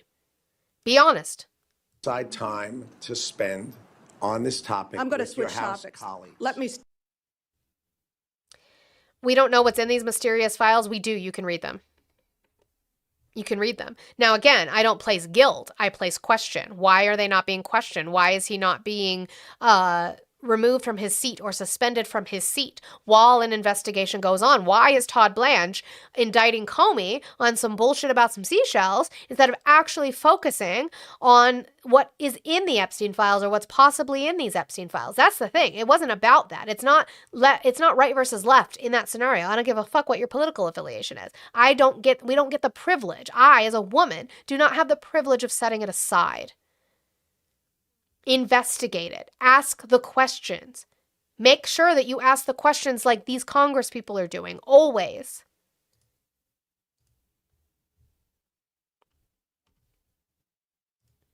Okay, highlight this one. So, Lutnick, as a Commerce Secretary, I believe the Department for Weather, like NOAA, is underneath the Commerce Secretary. And specifically, he's going to be questioned on the fact that in the budget request, right, that they have cut this budget for the weather systems and for the early alert systems, and that now people are not getting alerts about weather. And that's a fucking problem. And it puts people in danger. And his response is basically thoughts and prayers. On March 6, a severe storm devastated southwestern Michigan, and it claimed the lives of 4 people. This fatal storm produced 4 separate tornadoes, one of which was the strongest tornado to hit Michigan in nearly 50 years. And yet, there was not even a tornado watch issued, that the conditions could lead to a tornado. We expect watches come about fairly often. No watch in this situation beforehand. But even more damning than the fact that there was not even a watch to alert citizens to be prepared and to have some situational awareness, the Weather Service failed to issue a tornado warning until a full 5 minutes after the first tornado touchdown. And by the time that the warning actually happened, it had already torn through a home in Niles, Michigan, and unfortunately, a 12-year-old boy was killed as a result of that tornado before the warning even went up. So this was a serious failure on the part of the Weather Service, but we must work together to make sure that it doesn't happen now. I think that's the least that we can do in the wake of this tragedy. So my first question to you is, in common, is I really want to get to the bottom of how this happened in the first place. In an attempt to do that, I reached out to the Weather Service Director Graham on March 13th, requesting in writing answers to a number of questions regarding the incident, and hope that we could get that answer within 30 days. 30 days have come and gone. So my first question to you is, given that you oversee the Weather Service, will you work with me to get a written response to these questions as soon as possible? When there is loss of life, it is terrible, and there's no other way to say it. But I will not allow the National Weather Service to be politicized. There was a... It is political. Everything in our lives is political. If you cut funding from these departments, it is politically killing people. You cut that funding so you could put it somewhere else to keep you rich, to keep your friends fucking rich. It is political. People die. Don't give me that shit. That it's not, that I don't want to see it politicized. It is political. If it requires government funding, it's political. Stop it. So now we're going to go to, I believe this was, it says Dean, but I don't know that this was Dean. So on Lutnick about his son buying refunds for tariffs for pennies on the dollar, and then he's going to make money when the refunds go out. Okay? That is what's going to happen. Again, I'm not going to spend the budget day discussing something I've set aside So obviously this starts where we had left off on a different one. time to spend on this topic. I'm going to with your switch House topics. colleagues. Let me switch topics. A different and equally disturbing issue, how your family is profiting from your work as Commerce Secretary. Let's start with tariffs. You and the President illegally imposed the highest tariffs on the American people since the Great Depression. And your sons figured out how to profit from the high tariffs by buying up refund rights, pennies on the dollar, just as you were out there cheerleading the tariffs. As a result, federal taxpayers like my constituents may now owe your family tens of or hundreds of millions of dollars. I wonder if President Trump is concerned about you and your family profiteering off the illegal tariffs. You know that that is false. Here's reporting. I'd like to put it in the record. Howard Lutnick's old firm did not, in fact, profit from Supreme Court tariff ruling. It is just It's your not sons. true. It's your sons. The No, reporting his is old firm and my sons. It is not Mr. Chairman, true. reclaiming and my you know time. it's not true. I have it's asked not true. Mr. Chairman, reclaiming about 20 seconds. I hope you recognize how fundamentally wrong and corrupt this is. I hope you take accountability and have the decency to resign before you are fired. It's not true. I yield. I want to, hold on, I'm going to go back to him reading that so I can type it in. Hold on.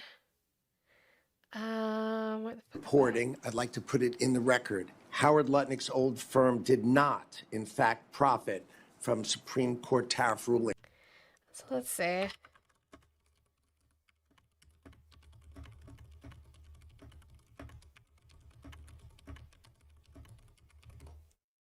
Let's see where he got this from. Semaphore. Okay. Let's see what it says. Hold on, I'll bring it up. Oh, maybe.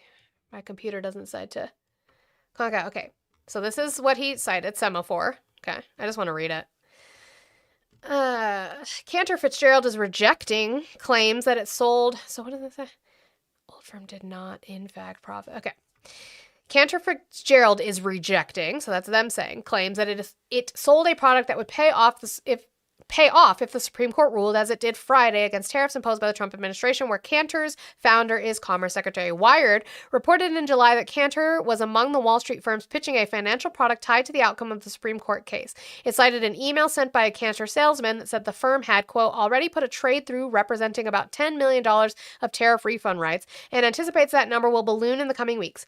2 Democratic senators called for an investigation, and the CEO of one of the country's largest import logistics firms amplified the story.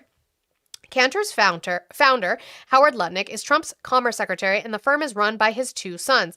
The elder Lutnick announced the sale last year of his stake in the firm to them and other investors. The Supreme Court on Friday invalidated many of Trump's tariffs, a ruling that ignited criticism of Cantor's activities from widely followed finance accounts and the left-leaning The New Republic.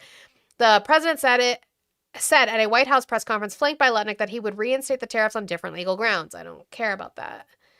Cantor did consider the product, which has existed for years and was a humming trade on Wall Street during Trump's first-term tariff push, but decided against it after weighing the political sensitivities, according to a senior banker familiar with the matter.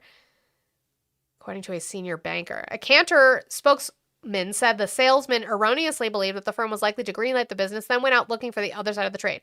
Cantor Fitzgerald has never executed any transactions or taken risk on the legality of tariffs. Any report suggesting otherwise is completely false. And then she gives her opinion. Okay, I just wanted to have that. So I will post that in the Discord because I wanted to see what he was citing. But then we're going to go to Fortune reporting of this. So this is Fortune reporting. Not the pout, it's not true. Meet the quiet winners of the Supreme Court tariff ruling. Hedge funds creating a $100 billion market, snapping up rights to importers' tariff refunds. Okay, so this is Brandon Lutnick. This is one of his sons. Okay. At the end of February, Representative Jamie Raskin, ranking member of the House Judiciary Committee, sent a letter to Commerce Secretary Howard Lutnick and his son, Brandon Lutnick, who took over as chair of financial services from Cantor Fitzgerald, replacing his father as top brass, when Lutnick took a spot on President Donald Trump's cabinet. Raskin demanded an investigation into Cantor Fitzgerald, which he alleged had engaged in buying the rights to tariff refunds from U.S. companies, offering those firms a fraction of how much they paid in levies in exchange for the entirety of their tariff refund sum. The letter cited reporting from Wired from July 2025, which said internal documents revealed the firm not only had the capacity to trade up to several hundred million of these presently and can likely upsize that in the future to meet potential demand, but it has already put through a trade representing about $10 million of IEEPA rights.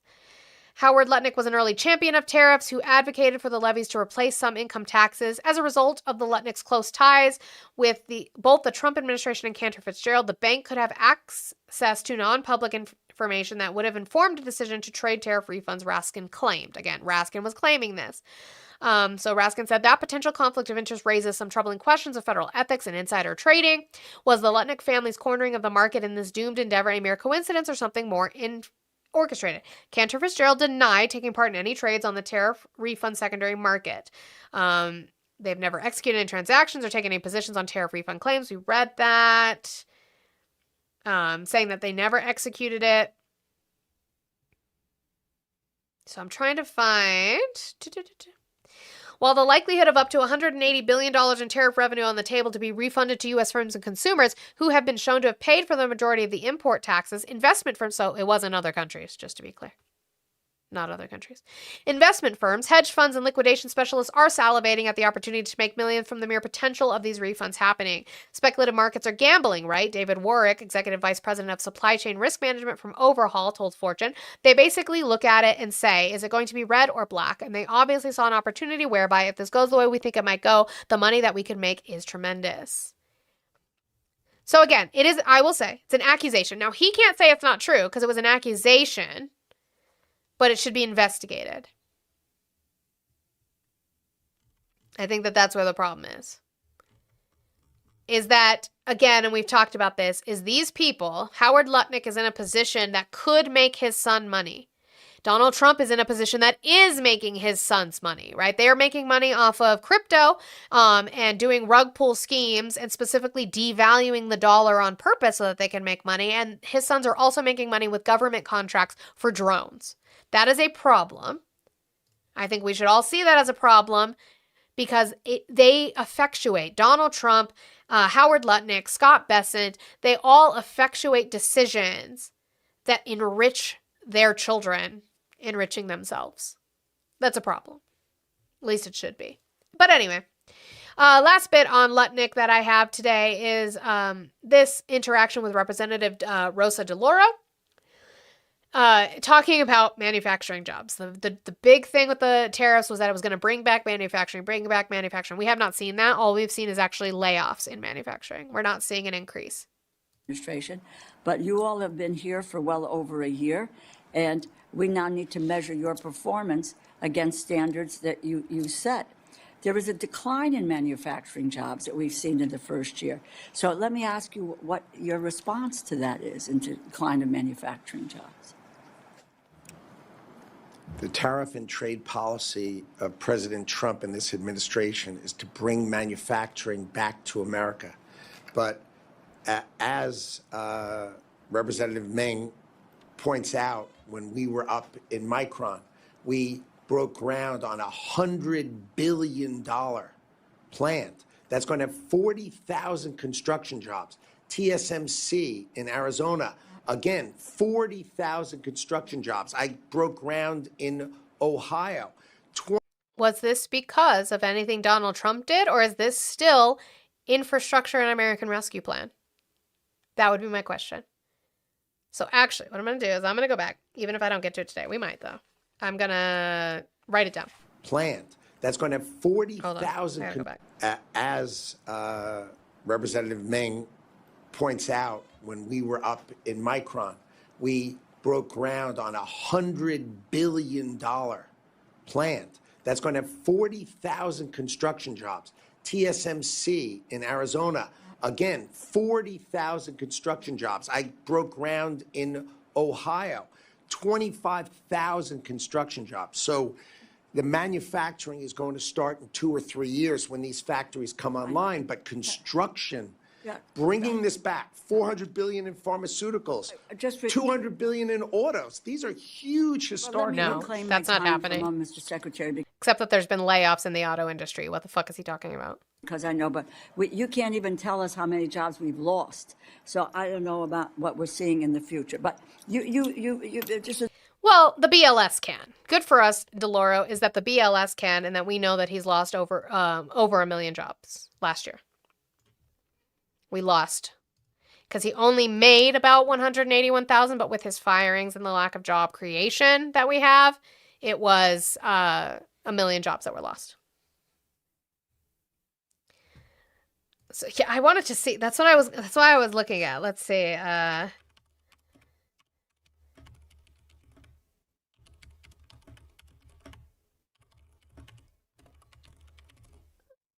Let's see. Micron announces groundbreaking for historic New York.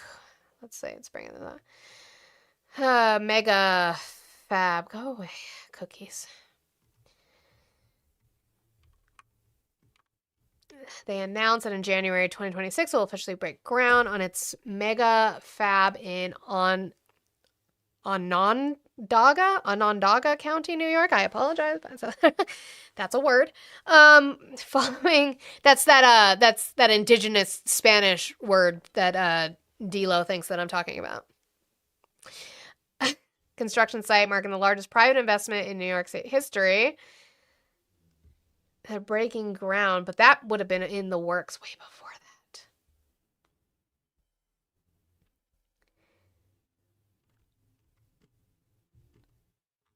Yeah, see, that's the stuff I want to look into, because if they're breaking ground wait! What? He wasn't, okay. January 16th, 2026. So when did he get the money, though? And it's private investment. Okay. How many jobs did he say that was going to build? That's the thing. It's like, I just don't see where they're getting... Who else did he say? TSMC plant, Arizona. TSMC is investing over $65 billion to build 6 advanced semiconductor fabs in North Phoenix, Arizona, marking the largest foreign direct investment in a U.S. greenfield project. The first fab began high-volume 4nm chip production in Q4 2024. There it is. That's what I was looking for. There fucking is.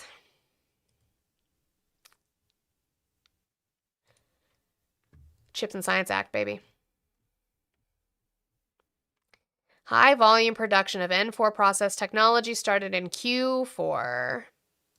Construction was completed on the fab structure in 2025.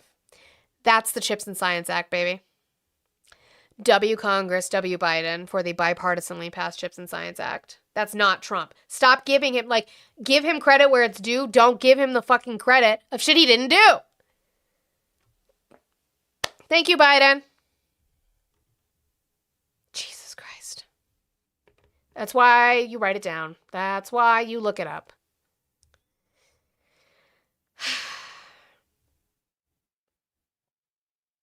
Yeah. It's Chip fabrication plant is the first built in the United States. Phase 1. Oh shit. On December 6, 2022, an opening ceremony was held for the first plant, attended by U.S. President Joe Biden, along with Morris Chang of TSMC, Tim Cook of Apple, Jensen Huang of NVIDIA, and Sanjay Mehrotra of Micron Technology. Phase 1 began production with 4 NM process in early 2025 at a rate of 10,000 wafers per month, with a plan to scale up to 30,000 wafers per month. It is not hard to look this shit up. That's the point. That's the point. That's my entire point of why I do this. It is not hard to look this shit up. Just because something broke ground in 2025 or 2026, just because a plant was completed in 2025 or 2026, does not mean it was done because of Trump. That's where I have an issue. That's why I said, what did he do? What did he do to effectuate this? Yeah, the Tim Apple. The Tim Cook. He's gone now. He stepped down. Just fucking look it up. Look it. It's not hard. Was Samsung there too? Maybe. Who else did he say? He said one more. I'm going to look it up. We're going to do this because fuck it. I don't fucking care. In Ohio. What the fuck? 25,000 construction jobs.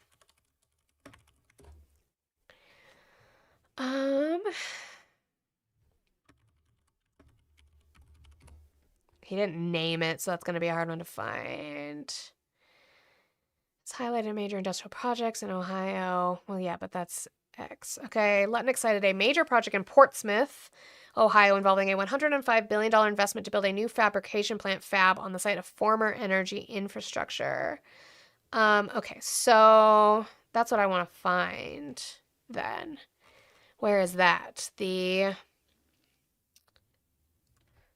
105 billion Portsmouth, Ohio fab. Let's find it.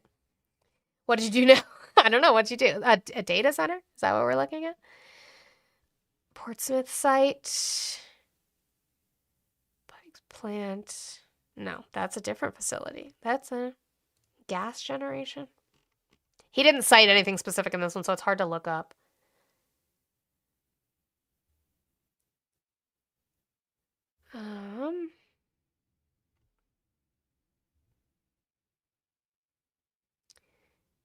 I'm trying to look.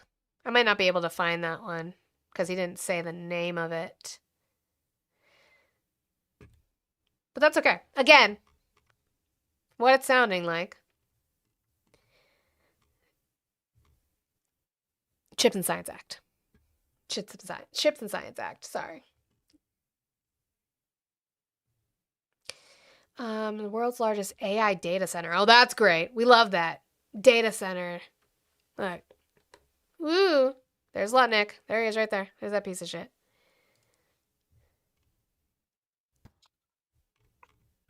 I'm going to call bullshit on the amount of jobs, though, because he said 40,000 for one, right? For the Arizona, for the Arizona site. Yeah, that's like the size of a sports stadium filled. Like, there's not that many people working in chips manufacturing? On the construction. Well, yeah, because he did say it was construction. Jobs. Yeah. Yeah, there's not 40,000 people building a fucking building. That's like... Even the data centers we build here, I drove past one, and there's definitely not 40,000 cars. No, I don't think you would need... Ooh, the stock market is not happy. It's like a population of a small town all getting into their fucking car driving to build one building.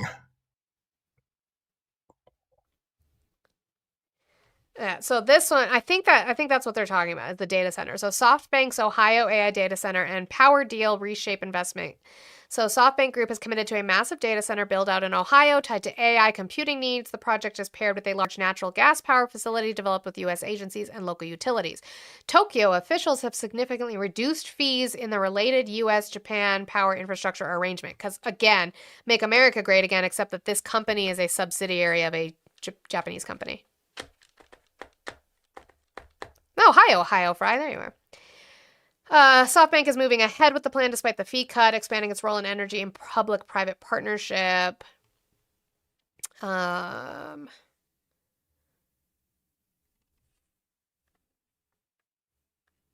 beyond its role. Yeah. And built using American steel, which he also sold to Japan. So, you know, whatever. But yeah, I will post all of that. Sorry, I know we were researching on the fly, but it was just interesting when they say things. I don't get it. Okay. The last 15, it probably won't even take 15 minutes, but it's fine. We'll see what we get to. Thank you guys. We're almost at 100,000 likes, so I definitely know that we can hit that before we hit the top of the hour. So thank you so much. Over there on YouTube, if you haven't hit the thumbs up, please do. That does help me. I appreciate it. So much.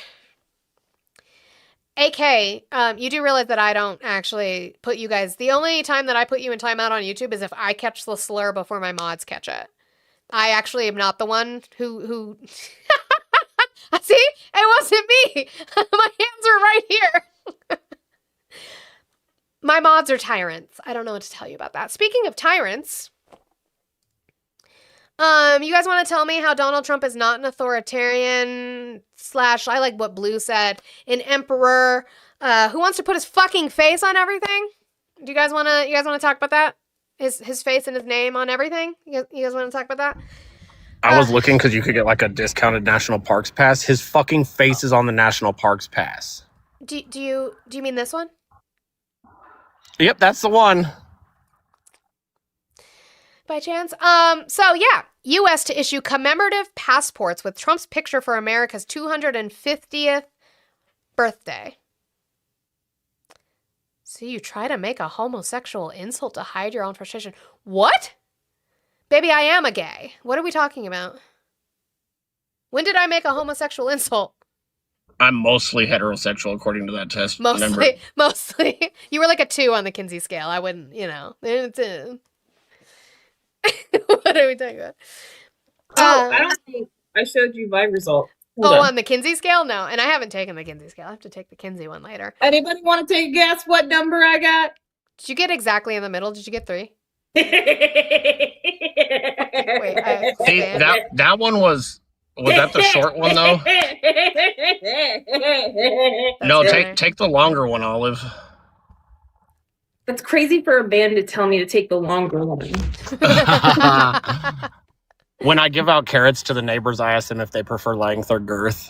You're not renewing your park pass, Jeep? It just sucks. Like, it's like, well, and what's worse is, and I'll get, look, this is the story that I could find on it. National Park Service will void passes with stickers over Trump's face. What do you mean? I fucking paid for it. If I put a fucking sticker over his face, you still know what it is. They specifically said stickers, though, so if you, like, sand off his face right there, make it look It just rubbed in my wallet. You can't tell me anything. It's just, I come here a lot. It's not my fault he became like an orange slice instead of his actual face. Yeah, it's just wear and tear. I didn't fucking do anything. Look, he morphed into a cat. I don't know what to tell you. Well, and that part, RS, putting your face on the National Parks Pass after cutting funding for national parks is wild work. Right. Also, putting it next to Washington is also crazy. In all seriousness, Josiah, if you do need produce, let me know, because we always have so much. He put himself in front of him. He's not even next to him. He's in front of George Washington. See, now I'm also curious if he meant to do this on purpose, especially with, them pushing for that SAVE Act and shit like that and passports. I mean, it's going to be another way for people who don't want to get their passports. To be clear, though, this is commemorative. This is special edition. It's meant to mark the 250th, which is bullshit. But, like, my point here is you have this. You have the park pass. You have his name in front of the Kennedy Center now. You have the banner of him with his face. God, what department was that? Was that the Treasury, I think, that had the banner with his face? Like, he is putting himself everywhere, and you guys want to sit here and be like, he's not a fascist, he's not a dictator. The Department of Education also did something similar to that, where they also were debating about putting one of Charlie Kirk on Department of Education's building. He also wants his face on the money, Ivy. They're trying to do a commemorative coin or bill with his fucking face on it. I just don't see how you could do that because the law specifically states that they have to be dead certain amount of years before you could put them on a coin. Is then there if they a law change the that says that law- though? Because I saw a proposition of legislation to make that the law. So is that the law or is that not the law? No, that's the law through the Treasury. And that was the whole thing. When I was all pissed off about the coins, the coin designs had already been approved by the Commission of Fine Arts. And then he went in, fired everyone on the commission, and then redesigned the fucking coins because they were all centered on, there was a women's rights one. And there were 7 different things that they put out a fucking survey to the American voters on what they wanted to see. So these were all the things that came up on the survey. There was suffrage, there was the civil rights movement. So there were all these backs of quarters designed, and he scrapped them all and fucking whitewashed it. Lauren's back with her Jesus stuff. Monty, even Jesus didn't F-bomb the Pharisees that much. One, we don't know that. He could have dropped a shit ton of F-bombs to the Pharisees that we didn't know about. But also, yeah, that wasn't Jesus' style. I'm not Jesus. I would never claim to be Jesus. I just read Jesus. And technically, I don't read Jesus. I read And other Jesus people. was Arab, so it wouldn't be the F word. Oh my God. So... I don't know what you're getting at here. I'm not Jesus. I don't claim to be Jesus, so I can tell the Pharisees to F off as much as I fucking want to. Anyway, so they asked Don Bacon. Don Bacon has been one of the only Republicans who have been speaking out, along with Thomas Massey, right? And we don't really hear from Don Bacon that much. But he's going to talk about the fact that he's putting his fucking face on a passport. And he's right. It is silly. But it's silly in way of its implications of what it fucking means. And so we're going to listen to him talk about that. Congressman, we got word this morning that the State Department is preparing to issue Donald Trump branded passports. And I think we have a mock-up of them so people can see there. That's the outside. The inside has a picture of President. Lauren, what are you talking about? Biden closed the Alaskan pipeline. Trump opened it by settling disputes within the states it crossed over. What the fuck are you talking about? What are you talking about? Do you think the passport thing is because no one was buying his $1 million one with his face on it, so he had to change it to force people to so pay? it doesn't hurt his ego? Maybe. President Trump on the inside with a golden signature on top of the Declaration of Independence. They will be available, we're told, at the Washington Passport Office, the default location. You may get your passport in Nebraska, but, I don't know if you're up for renewal, but how do you feel about going to get a Trump-branded passport? Okay, so it will only be available at Washington, D.C. Passport Agency for in-person renewals. Online renewals and other locations will keep the existing passport design. Okay, so Lynette, you're fine. Lynette, you can update them. It'll be okay. Just don't do it in person in DC. It's a grift. It's a fucking grift. Oh my God, CRXR. That wasn't even Alaska. You guys are so dumb. You know the thing Biden ran on shutting down the Keystone Pipeline? How easily they forget. That's not Alaska. It was Canada. It wasn't ours. He didn't run on it. Show me a campaign speech where Joe Biden ran on shutting down the Keystone XL pipeline, and then I will show you again where the Supreme Court upheld the Montana decision in 2020 to close it down.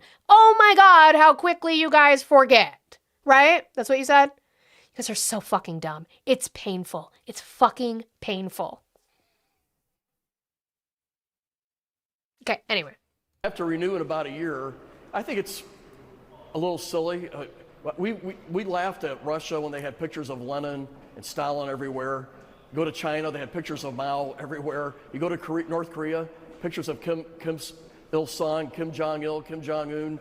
He doesn't know which one it is. We're America, and I think we do less of that. And I just think there's a little bit of overreach by some of the subordinates of the president who are trying to cater for his attention. It's not really America to do this. It's not. It's not America at all to do this. But, he's not a dictator. He's not an authoritarian. He's not a fascist. Stop saying it. It creates violence when you tell the truth about him. Don't do it. Wah. Wah. Okay, I've got a few minutes. Let's play these two clips I have on the economy. This is Brooke Rollins bragging about people coming off of SNAP. They weren't coming off of SNAP, they're getting thrown off of SNAP. Secretary, you've got some new news to break with us this morning. You know, federal... Have we had any opportunity to discuss the Learning Center, Nikki Boy called it? Did they get an indictment? Because they've been investigated for years before that, but Tasty Cake, I'm sorry that you won't be here to see it. Data revealing 4 million fewer Americans... Because don't forget. Do you want someone muted in the chat? Is there someone who's spamming, making disingenuous arguments, displaying bot behavior, or maybe they're just a dumb bitch? Well, you can keep them muted and contribute to their degradation kink. But remember, while we don't kink shame, it is perfectly acceptable to kink ask why. You can keep them muted for as little as $2 a day, $7 a week, or $25 a month. Pay links in the bio.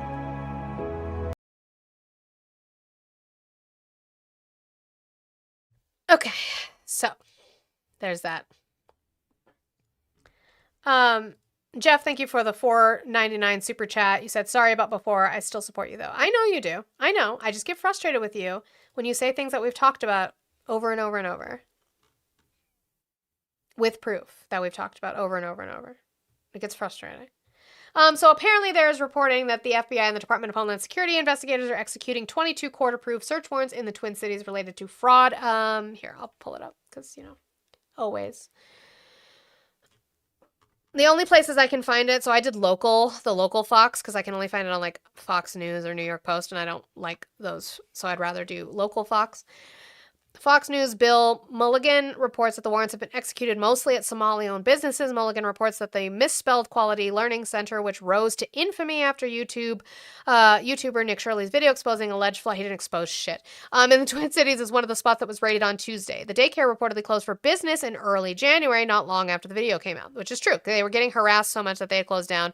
Also, they were under investigation. I don't have any fucking issue with that.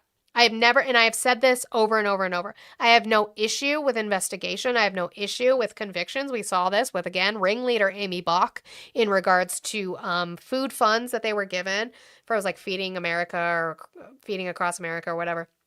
I don't have any fucking issue with that at all. Absolutely no issue with them rating them if they were doing something wrong. What I don't do is give credit to a person who can't fucking read. He can't fucking read. So as he sits here selling merch, saying Quality Learning Center, because yes, they did not have the N in their poster that they would have gotten commissioned by a different company. So the company fucked that up and they never fixed it. That's a problem. I said that from the start. That's a problem that they didn't fix the misprint in the poster. Nick Shirley said St. Michelle for St. Michael. He can't fucking read to save his life. He can't say benevolent. I wouldn't be relying on him. Is all I'm saying. He also says Wabbit. Wabbit season. I wouldn't be relying on him. I have no problem with the FBI and the DHS coming in and doing this. At all. Good. Get fraud. Love to see that. Okay, well, I'll let Brooke Rollins finish bragging about getting people off of SNAP. Are receiving SNAP benefits in the first year of this president's second term. These numbers are coming from your department. Enrollment falling 4.2 million people. And this is after the passage, of course, of the big, beautiful bill last July. What can you tell us? Well, it is a really big piece of news, and obviously there's a lot going on in the world, but back here and in the homeland, what are we doing to make sure that the president's promise to return the power to the people to drain the swamp is really happening? Under Joe Biden, the SNAP program, the food stamp program, grew by more than 40%. Of course, I believe they were buying votes for the election, putting as many people on as they could. Within the first hour of me being sworn in last I'm just going to tell you that when you get approved for food stamps, nowhere in there is any kind of political affiliation. They don't hand you your food stamp card and say, this is because Democrats gave it to you. Like, please vote for Democrat. Like, that does not happen. I know that that's anecdotal, but I'm not the only person who has gotten the SNAP card before or SNAP benefits, and that doesn't happen. So I don't know how you're buying votes because they in no way represent their political affiliation when you get them. Brought to you by the letter G for George Soros. Right, like that doesn't happen. Oh, fuck. So how are you buying votes with SNAP? Like... February, we sent a letter to every governor in the country saying, partner with us. Let's make sure that this program is really working for those who need it the most. And as of just a couple of days ago, we now have moved 4.3 million Americans off of the food stamp program. A lot of that is fraud. A lot of it is people taking the program that shouldn't have been. And then a lot of it is just a better economy. We've had... Bitch, where? It's not. It's not a better economy so that people can afford to be off of SNAP. It's not. You have just kicked people. You didn't move people. You kicked people off of SNAP. That is what you did. Hey, Ron, I can't. If they wanted that, they would, I don't know, maybe put Biden's face on the EBT card. You're right. You're so right, though. Wage growth that has outpaced inflation for the first time since early 2021. This is a really big day. So people don't need food stamps. And that's the goal of these government programs. Let's move people from welfare to work. The dignity of work is a real thing in this country. But here's the shocking thing, Cheryl. Just one red state. And by the way, we only have the red states and then 2 blue governors. But really, the red states are the only ones who've been partnering with us, whose data we've been sharing. Previously, no data was shared. We had no idea where the taxpayer dollars were spent. Just one red state, the recent dump of data, we found SNAP recipients had more than 2,000 Tesla owners, 200 Alfa Romeo owners. I want to see that. Show me that data. I'll look later. She acts like I won't. Bitch, I will look. More than 144 that were receiving food stamps were driving Porsches. Again, this is the data dumps we're getting because before we had no accountability on any of these programs. We now are requiring accountability. The blue states are suing us. They don't want to share the data. And can you imagine this? Which, by the way, she's just doing the Nick Shirley. They're driving nice cars fraud. How do you know what their cars are? Actually, how do you even know that? Do they ask that, babe? Because I know they ask about, like, when we sign up. Do they ask about what kind of car you have? No. They just ask, like, if you They have ask, a payment, like, if you right? hold any assets, yeah. But it's not like make, model, value. Like, you have to, I think you list value if you own it outright, but yeah, they're not, like, asking make and model of your fucking vehicle. Like, where's she getting... Yeah, where's she getting that from? It was a red state where there is actually some taxpayer accountability.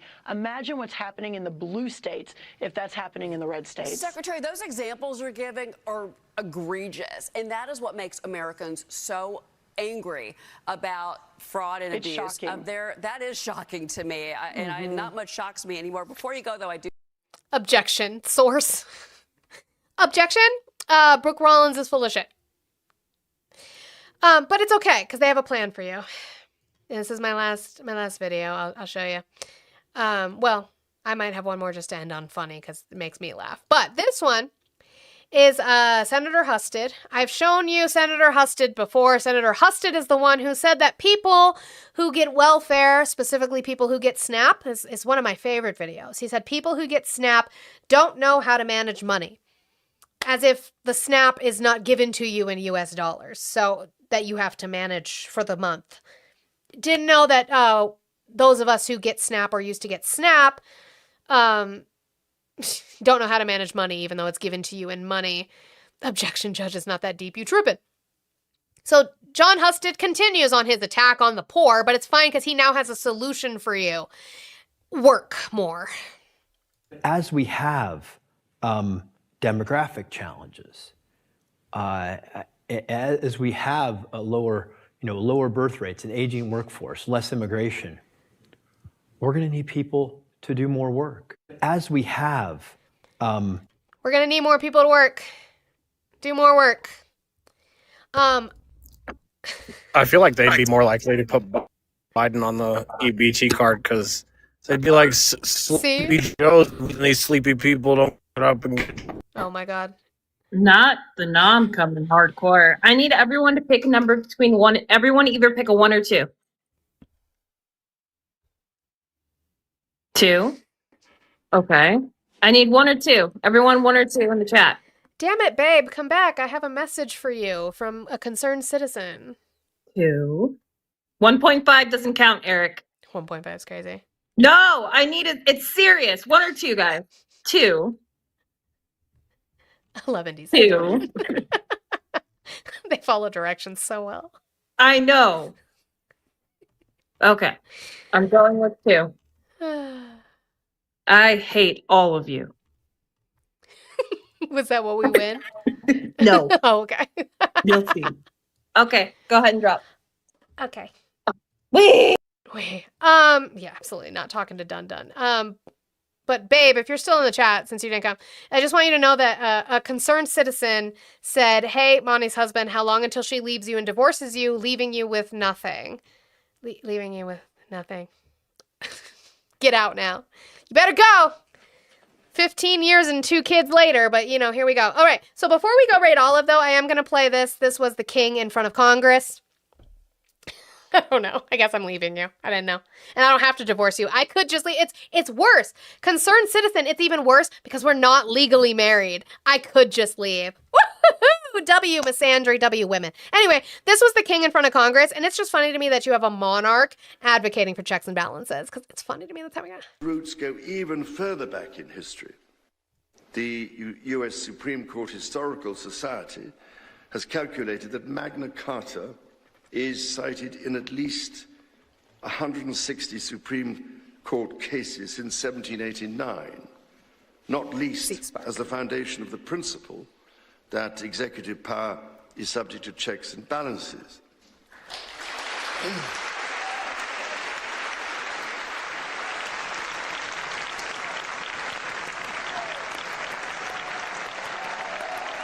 Not the Republicans standing up. Not the Republicans standing up. Y'all ain't done shit to check his power. Not shit. What the fuck are you standing up for? What are you standing up for?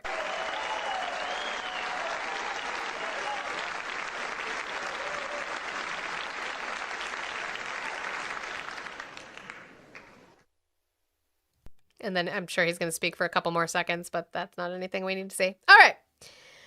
W2, as the Spark said, I was really hoping the Australian king was coming to Venezuela, our president, but it didn't happen. If you know, you know. Uh-oh, hubby's back. I'm going to leave you. Why do you keep coming back? I know. You're not going to show them the burning down the White House one? No, I'm not going to show them that one today. All right. That was funny, though. That was the good king quote. When they wasn't it the Canadians threw them, though? I think they came the through British? Canada. Yeah, the War of 1812. No, well, I know when it happened. Oh, thank you, Blue, real quick for the fact check, though. On Brooke Rollins. Claim from Brooke Rollins, wage growth is outpacing inflation for the first time since 2021. Gemini says, verdict, statistical necromancy. The short version, watching the GOP try to resurrect 2021 math is like watching someone try to power a Tesla with a AA battery. Optimistic, but physically impossible and frankly embarrassing for everyone involved. This Gemini is wild. He programmed that like a MySpace page. That's what happened. I'm convinced. Convinced he did. Okay, on that note, we're going to go raid Olive. Let me get my thank yous out. I know we didn't get this 50 accomplished, and I don't know what the fuck y'all were doing. I don't know why there weren't any Dollar Trains or $2 trains today.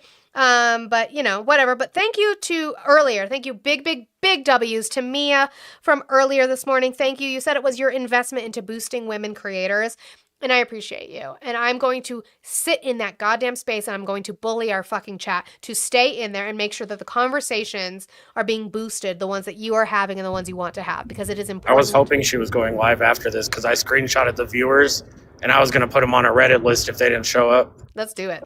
To support you, because what you are doing is important. Talking to non-voters, talking to disillusioned voters, trying to activate that voter base is going to be so important. The blood sport is going to end until we get to about 2027 and 2028, and we need to focus. We need to keep focusing on the news and on these disillusioned voters. So I appreciate you for pushing through and doing that, and we are going to make sure you get the fucking support you deserve. So thank you for supporting me. And again, thank you to Sparky. I also have to say thank you to Z Spark as well. Thank you so much for your support. I think, was that all I had? I can't remember. Let me check all of my things. I think it was Z Spark, Mia, Sparky. Yes. Yes. Okay. Thank you guys so much. We will be back tomorrow, Thursday, 10 a.m. Mountain Time, whatever time that is for you. So TikTok, I'm going to send you guys over to Olive. Do whatever kind of rage you want. I don't come up with a name. I don't know. And I appreciate y'all, and I will see you tomorrow. Goodbye. Okay, Twitch and YouTube, I will send you guys over there because she should have started so that we can get over there. Maybe. Did she not go? Unless she didn't. Let me see. Let me see if I can send to YouTube first. Unless she just went live on TikTok. Yeah, I don't see her over there. Where did she go? You guys might have to come to TikTok to get her, because I think she might just be doing reaction stuff. But on that note, I love y'all so very much. Even the hate watchers, it's totally fine.